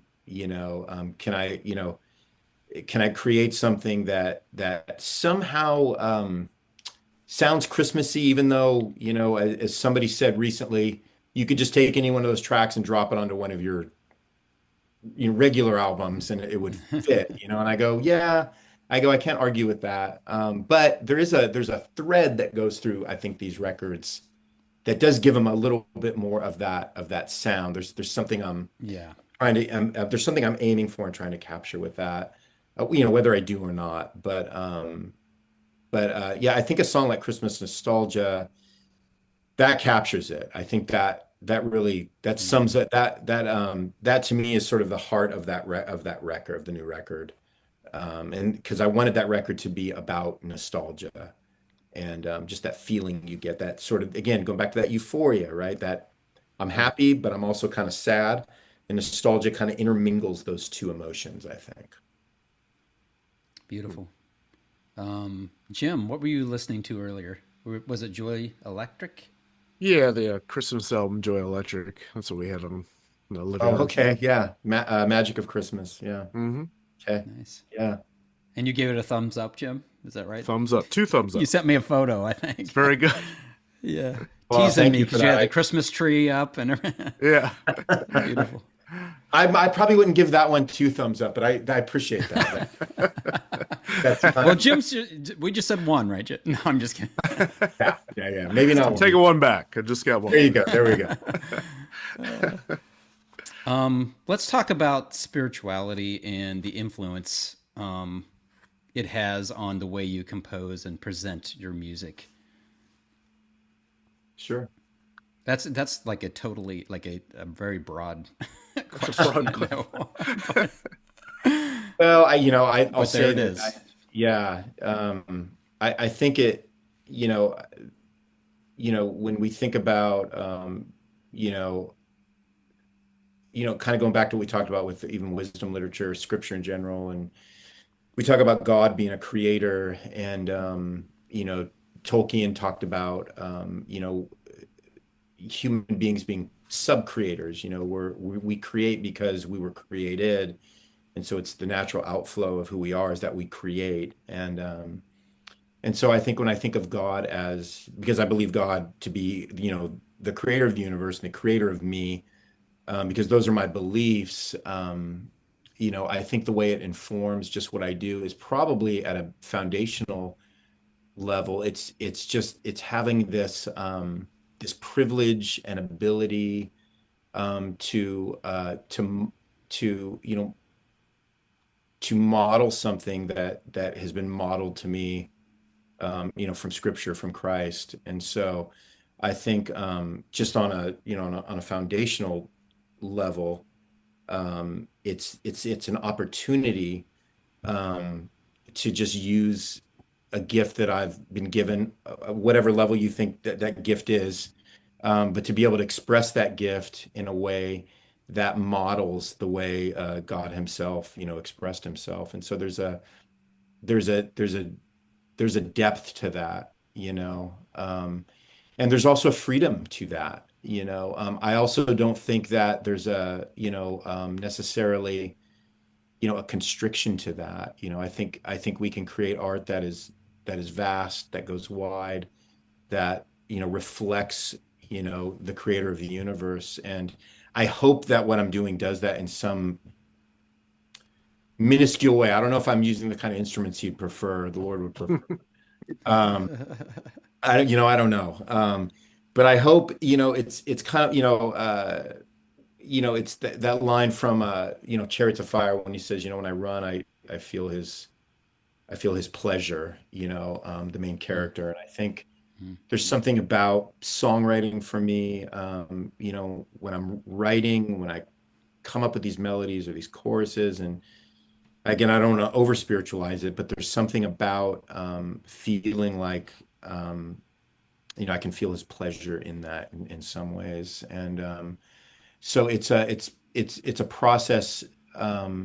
It's a process that I have the privilege of being able to do, that I think helps me understand, on the most infinitesimal way, a little bit more of the mind of Christ in some ways. And and so in the same way that I believe, we can do abstract art, because a lot of what we look at in nature and in creation is abstract.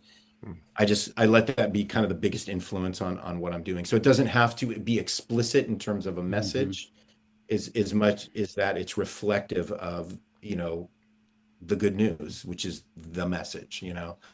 Um, so that's probably a vague way of kind of talking about how it probably influences the music a little bit, but That's great. How has your perspective on music and what you hope it expresses, how has that changed over the years for you? well, I think it's deepened. I think it's matured.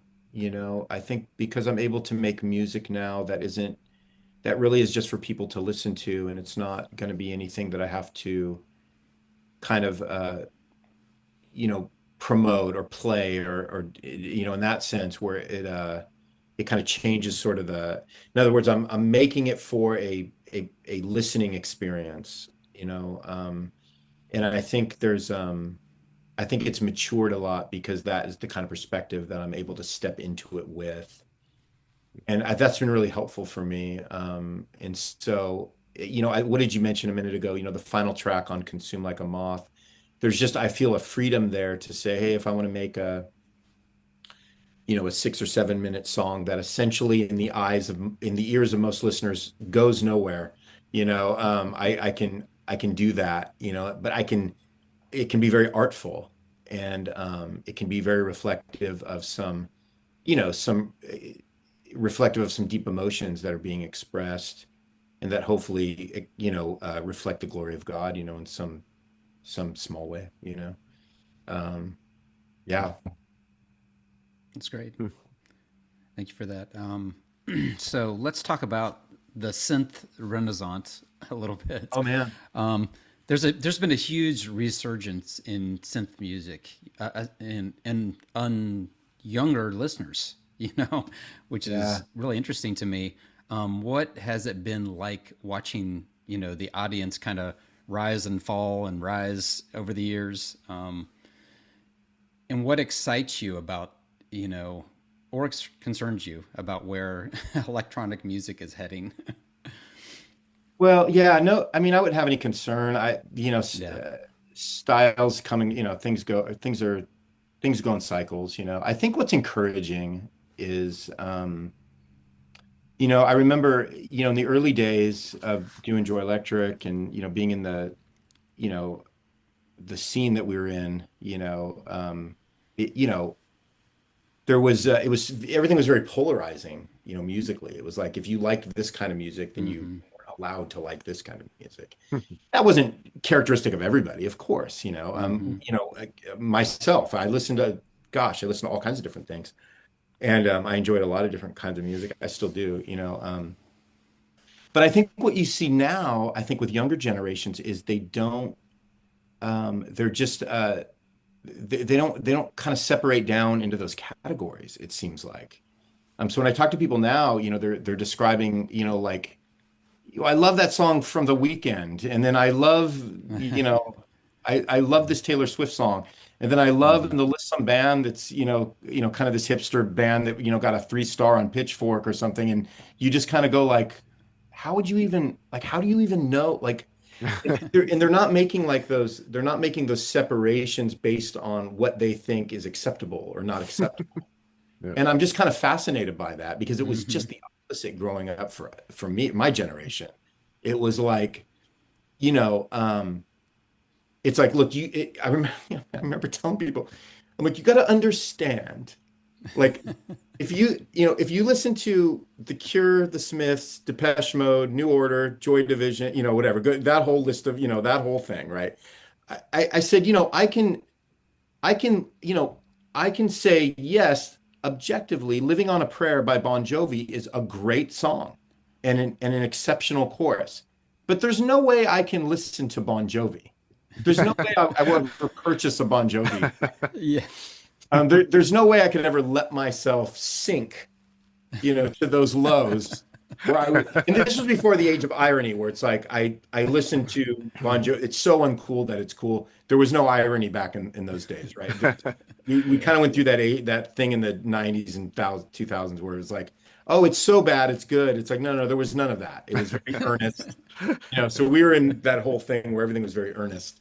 And so, which was really silly, right? Because come on, Living on a Prayer is a great song by anybody's standards. I don't know why I'm picking because a great song's a great song. And it doesn't matter, right? I don't care what their hair's like, Let's see. We covered the Foo Fighters. We There's a covered. Hey, he's a big fan of the show too, so you're in Yeah, trouble. right. But I think now it would just so now if you took all those bands now, right, you would have a kid, you'd have a 17-year-old kid right now that's just like, oh man, I love this song from Bon Jovi, I love this song from The Cure, I love this song.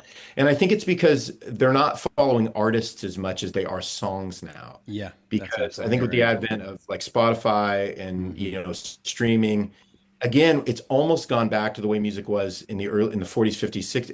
It's a singles culture. You just listen to songs Hmm. now, and you're not so much locked into albums and bands.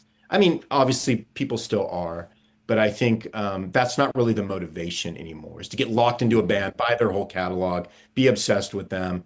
You can do that with bands, but you're not going to limit yourself to that. Yeah. And I think that's fascinating. It's because it wasn't that way with me growing up, and it's probably why I'm still, discovering new things that I knew existed back then, but I just was too snobby to listen to. Right. Exactly right. Yeah, that's a great perspective. Yeah. Um, Hmm. yeah, I listened to my son. I have three girls and a boy. My son is the Okay. youngest, and he is 23. And I listened Okay. to his music. It's exactly what you said. It's All over all the map. over the Yeah. place. All over the Like, and place.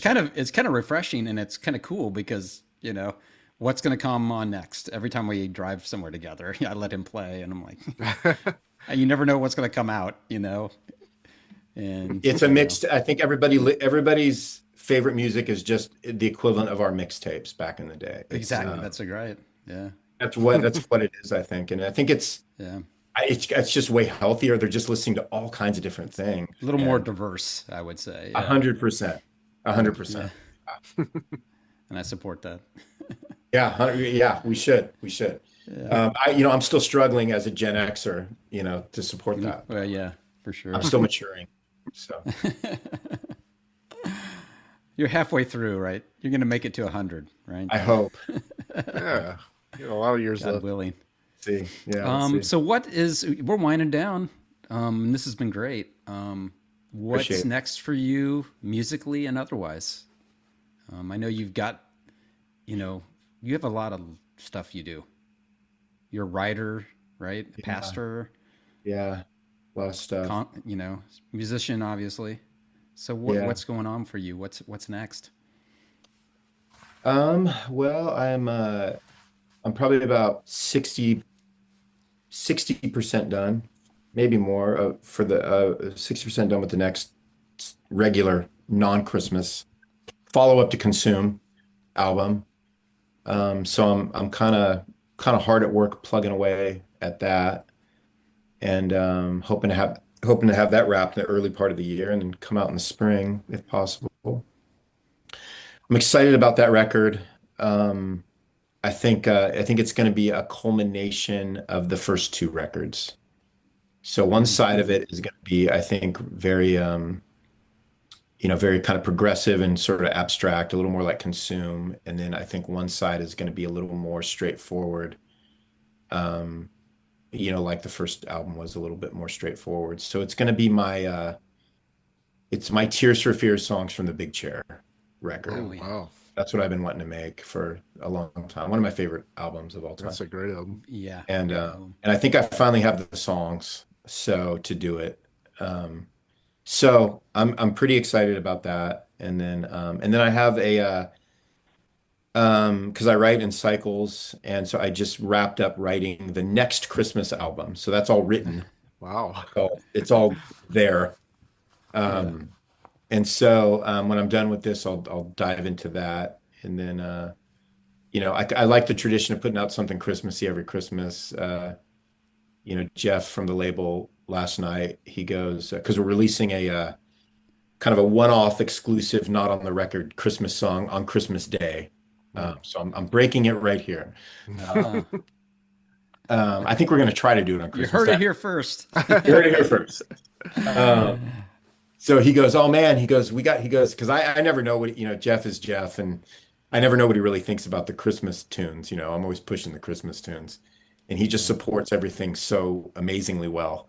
Hmm. And but I'm never really sure how he feels about the Christmas albums. And he goes, "Oh well, man." He goes, "It's just become a tradition now. You got to put out a Christmas yeah, album." yeah. You've really He'd almost be started if a there wasn't tradition." one, he'd be like, "What's going? Where's the album? What's And then happening?" every year I say, "Well, I'm gonna," because people will write and say, "Hey, can you do something more traditional with the carols and the hymns?" And I said, "Yeah, I'm gonna do that." But I keep writing all these originals, and they're just so fun, and they're turning out really good. And so I'm on a roll with that. So as soon as I get that out of my system, we'll do Sleigh Ride and Angels We Have Heard on High. We'll do that.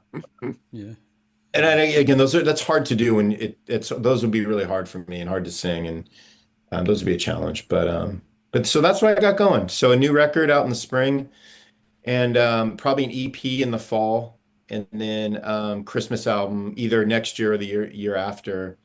But a lot of new material coming out, so for sure. You have. I didn't have this in my questions, but you have a pretty great fan base on at least looking at Bandcamp, where you see all the supporters. Mm. And how do you feel about that? I mean, how does that make you feel to know after all these years, you know, kind of doing this as a side thing, sort of, to have that support? Because there's a lot of bands that struggle to Yeah. get that, but you have been really blessed, I think, when I see that. Well, I appreciate that.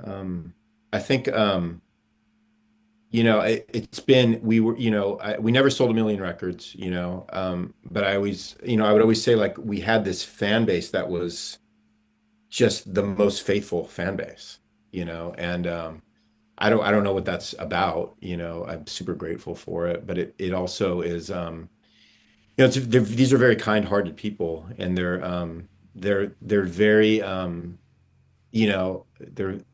they always seem very grateful for new material Mm. and excited for new material, and they just gobble it up, and I mean, I'm saying they gobble it up in the sense that the people that are, that fan base gobbles it up, Hmm. and so I think it's what enables us to be able to do this, it's like it's a part-time gig that we do full-time, in that sense, because it's really what we spend all of our time on in some ways. And but yeah, I think it enables us to do this, and it financially always makes sense, and everything comes together in all those different ways. And so everybody wins in the end, I mean, we don't have second houses in Malibu. Um, we're not Dave Grohl, man. I'm just killing Dave. Um, but Poor Dave. poor Dave. But it's, on the level that we're at, it all goes really well. And so it's just yeah, I would just say it's humbling, but it inspires the work, to be honest. When people enjoy the work, it just makes me want to deliver more work, because there's just something really satisfying when people are, they're affected by it, and they're anticipating it, and so I enjoy being Santa Claus in that way, kind of delivering the gifts, Yeah. so it's a lot of fun. Thought of another side question while we were talking. um, because we'll probably never talk to Jason. We've been told that by Clow. And that's cool. And I this is respect where that. Jason and I would be very different people, but yeah, Yes, and I see that, and Cloud pretty much said that, up front. And yeah, I respect that tremendously. yeah, for sure, Um, for sure. but so we get our little tidbits, and so do you and Jason, as far as your releases and stuff, do you bounce things off each other ever, or are you pretty much just independent, or you guys ever like, hey, here's what I got going on. What do you think? Oh, no, no, I Really? have, yeah, I have no idea what he's doing, what he's up to musically, and he has no idea until it comes out. There's no dialogue Well, about it until it comes out. It'll come out, and I'll get, he'll send me a text, hey, the new record sounds great, and that's about as far as it cool. goes. Yeah, Yeah. there's no, it's all good. It's all happy and good. We have good Yeah. relationships. But we're living, 3,000 miles apart now. So Right. it's, Yeah. our relationship. I probably, I, our mom lives in Southern California, close to Jason. So when I'm out visiting, we'll connect and hang out. But yeah, we don't talk too much about the music. We mainly talk about just our families, and, Life. Yeah. life, the kids, the old As it days. should be. Um, Yeah. talk about our dad, and, You get nostalgia, yeah, nostalgic. right. We do. I mean, Yeah. we do. We get all Yeah. nostalgic. Talk about Yeah. Christmas. We talk about the old days, because Yeah. that's the. I mean, to be honest, that's the more interesting things to discuss. But I have, gosh, I have a lot of. Man, Jason's done fantastic work, and you know, I have a lot of time for it, a lot of respect for it. I think it's the same on his side, and glad we got to do that record together. All those I years ago like that. now, it's been a long time, but it was great doing that record together. And so yeah, yeah, it's good times. You think he'll do that One. again? Ever? Sorry. No. Oh man, Go. we had to move heaven and earth to do When that. was that? Uh, When was the Brothers Martin? Like what time um, frame was that? I can't remember. 2008. Okay. Yeah. Yeah. It was right around Yeah. Fox. We did Foxglove Hunt and then Brothers Martin. It was sort That's of that great. era Great doing album. all that. Yeah, Hmm. Yeah. thank you. But yeah, but I mean, we're not yeah, gosh, it would this would be the era of exchanging files and I don't Mm-hmm. know that I don't know that we would I You don't know that people I don't know. you guys don't necessarily seem like that, fits to you guys doing the file sharing. Maybe I'm, what do I know? I don't know. I But don't know. We've never had a conversation about it ever since. We right. never So that we put it the record came out the reception to it was really good. And there were people had been waiting a long time for it. And I think we were happy with how it turned out. And it came out, and we have never had another conversation. We've never had another conversation about a just follow-up. moved on. And again, it's Right. not because Yeah. anything was bad or anything went Yeah. wrong. We just Yeah. we just returned to our own projects and continued the work. Yeah. I never say never to anything. Life is funny, and when we both signed a Tooth and Nail, I think the first day we were with Brandon Ebel, he was asking us about doing a record together. And so it took 12 years or something, or however many years that took. And so Yeah. it finally, it eventually happened. So we're not getting any younger. So Yeah. um, I don't know. I think, uh, gosh, I'm in a really prolific kind of season right now. And so I think for me, just kind of continuing on this, kind of in this, on this, staying on this train that's kind of rolling forward, has a lot of, gives me a lot of life right now. But I'm always interested in anything, if somebody has an idea my ears are always perked up, always open. Mm-hmm. So, Nice. but it's different now. It's things are more complicated now in terms of distance and you start getting into, well, how would this work and what would we do about this and that and this and that, and then pretty soon, at this age, you start talking about that long enough and you're just so tired. You're Yeah. like, You're like, forget it. Yeah. It's we right. already did we did the first album. We're probably not going to do anything better than that. Call it a day. Yeah, I just read an interview with not an interview, or an exchange. It was Liam Gallagher. After he was being asked, is Oasis going to write new songs? And he goes, I have no interest. He goes, we're never going to write anything good as what we wrote. He goes, I'm not one of these kind of people that we got to keep pushing forward. It's like we're never going to, what are we going to do? Write another Live Forever? We're not. It's like we do. And I love that because it was just like, yeah, you're not probably, you're just Yeah. you're really proud. You're not going to write another Wonderwall. You're not going to write another Live Forever. Um, so just be okay with it. I'm not putting ourselves on that level. I'm simply saying. One more question. Sure. Are there any sounds or concepts that you haven't explored yet that you'd like to? Or that you hope to? Yeah, I would like to just do some piano records. Um, that's always right there, and I always say I'm going to do it next time, and then I just get you know the thought of that starts to bore me very quickly, and because I like sound Mm. creation so much, and so I always kind of back away from it and start doing all the sounds and the noises, but I think I would love to do just a one pass, play the piano, sing the song, and make a whole record like that, and let it be kind of just what it is, warts and all. And um, I would love to do that. I would love people to get a sense of what the songs actually sound like without all this, before all the sound pollution enters into the equation, because these songs are just written. Every song I've ever written is just a sad ballad, and they get translated into, most of the time not sounding anything like that. And so I would love to just go, here's 10 songs, record it in a couple of days, and just put it out and let it go and see all the disappointed faces.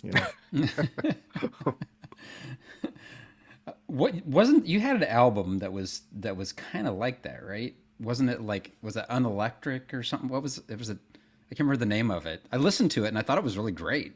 You know what I'm Oh, talking about? thanks. Yeah, but it was piano and some beats, and it Yeah, was so it was that concept, but it was a lot more polished. It was gotcha. Yeah, Yeah, I'm thinking of something that would, kind of exist in more Like of a live. yeah, yeah, I think so. More of a live place. I think I would enjoy that. I don't know if anybody else yeah. would, but it would be but I wouldn't want it to be I would want it to be I wouldn't want it to be like on electric where I'm just, taking some of the songs that I've, synthesized and then just do the piano version of them. I'd want it just to Mm-hmm. be a proper album, you Mm-hmm. know. Mm-hmm. And but I don't know. I think I'm too afraid to do that. Yeah. Something to think about. I know. It'll Something to happen. think about. I hope it happens before I die. So, I think you got a good shot. we'll see. We'll You got see. 50 years left or what? I well, Yeah, exactly. We've already established you've got at least 50 years. I So, mean, medicine has gotten really good, hasn't it? So Well, right, right, exactly right. Um, well, thanks a lot, man. It's been a thank you great guys. conversation. yeah, Yeah. it's fun. Thank you. Really appreciate it. Thanks for hearing me ramble on. I appreciate it. We appreciate that more than somebody not talking. Oh, for sure. We've done that. Trying to fill the gaps. Okay. Yeah, that's tough. That's tough. Yeah. That's yeah. But this has been I a great appreciate it. conversation. Yeah. And once again, like, I'm always transparent and I'm like, there's a lot of your work that I hadn't heard, Yeah. but I like to dig in and listen, as Jim knows. I listen to a lot when I Yeah. do these things, Mm. and try to not just give these, the standard questions of, whatever, like you might hear from the radio disc jockey that brings you on the show and they haven't really listened to your work, that kind of thing. So I like to dig in and kind of tap into some of the, perspectives and stuff. So, and I And really you did such a appreciate you great sharing. job. Yeah. Mm. Appreciate that. So, Yeah. yeah. Yeah. A lot of fun. So, I look forward to putting it out there. And we'll let you know when it goes Yeah. out there. Yeah. I'd And you love can to share it if you want to, and we'll love to share it share it. everywhere. It'll be a while because I have a day job, as Jim knows, Yeah. and I'm backlogged right now Yeah. That's all um, good. with a Yeah. lot of post-edit stuff. But I'm really excited about this, so I really thank you once again. Thank So you. Thank you. Appreciate you guys. Seriously. It was good kind of diving back into some of those things. So yeah, is enjoyable for me too. Thank you. go listen to some albums and the otherly opus and you know I think I'm gonna die. I think I'm make gonna your do wife listen Cathedral. to it. Maybe That would not be good. that would not be. That would not be good. So, And other than that, have a great evening. You're in Ohio, right? we're in Indiana now. Yeah, In Bloomington. Indiana. Okay, so Yeah. you're in the Indiana. Where are they at? They're the ones that don't change time, right? No, we're no. One of You the mean like states doesn't no, no. We change. I change. No, we do. change. I think that's Illinois. Gosh, I don't know. I'm bad with all that. Illinois is central, and I thought it was maybe it was part of Indiana. But Indiana where are is you we're at? still Eastern. We're still Eastern. We're Bloomington, so we're Okay, yeah, you're over. kind Yeah, of in the middle. We're still Eastern though. Yeah, gotcha. just barely. We're Eastern by like a minute. Yeah, Yeah, gotcha. Cool. cool. Well, all Well, right. Well, have a great great, evening. great evening, and Take have a care of merry. yourself. Yeah. Look forward to the next release. All right. Appreciate it. Thank you guys. Thanks Yep. so All much. right. Thank you. Take care. All right. Good night. That was awesome. That was great. Yeah. Yeah. He's a lot of Thank you fun. for thank you for well, I wouldn't say you pushed Ronnie, Yeah. Nah, that but wasn't you hard. brought him up. You brought him up a while I just ago. I just had to have Cloud yell at me a few times. Yeah, but I think before that you brought him I'm up. just joking. Yeah. Maybe. Maybe, yeah. probably a couple months at least to go before we even had these conversations. So, and I I'm was like, excited about. I don't know. Right. No, it was But awesome. You as never know. usual, I mean, there's some awesome songs in there, Yeah. and Yeah. there's so many. So Yeah, I need to but listen to more. I'll have to check out his yeah, Christmas stuff, I guess, that he's been working on. yeah. I'm not a big Christmas music person. Oh, okay. Um, well, I love the classics. I love the old Hmm. school, like what he was talking about. The Brat Pack. Those Yeah. old albums and stuff. But I like more of you the know, folk era or Americana stuff. yeah. Um, I'm a big fan of that. but I would say my horizons were opened up a little bit. Listen, and Yeah. so Yeah.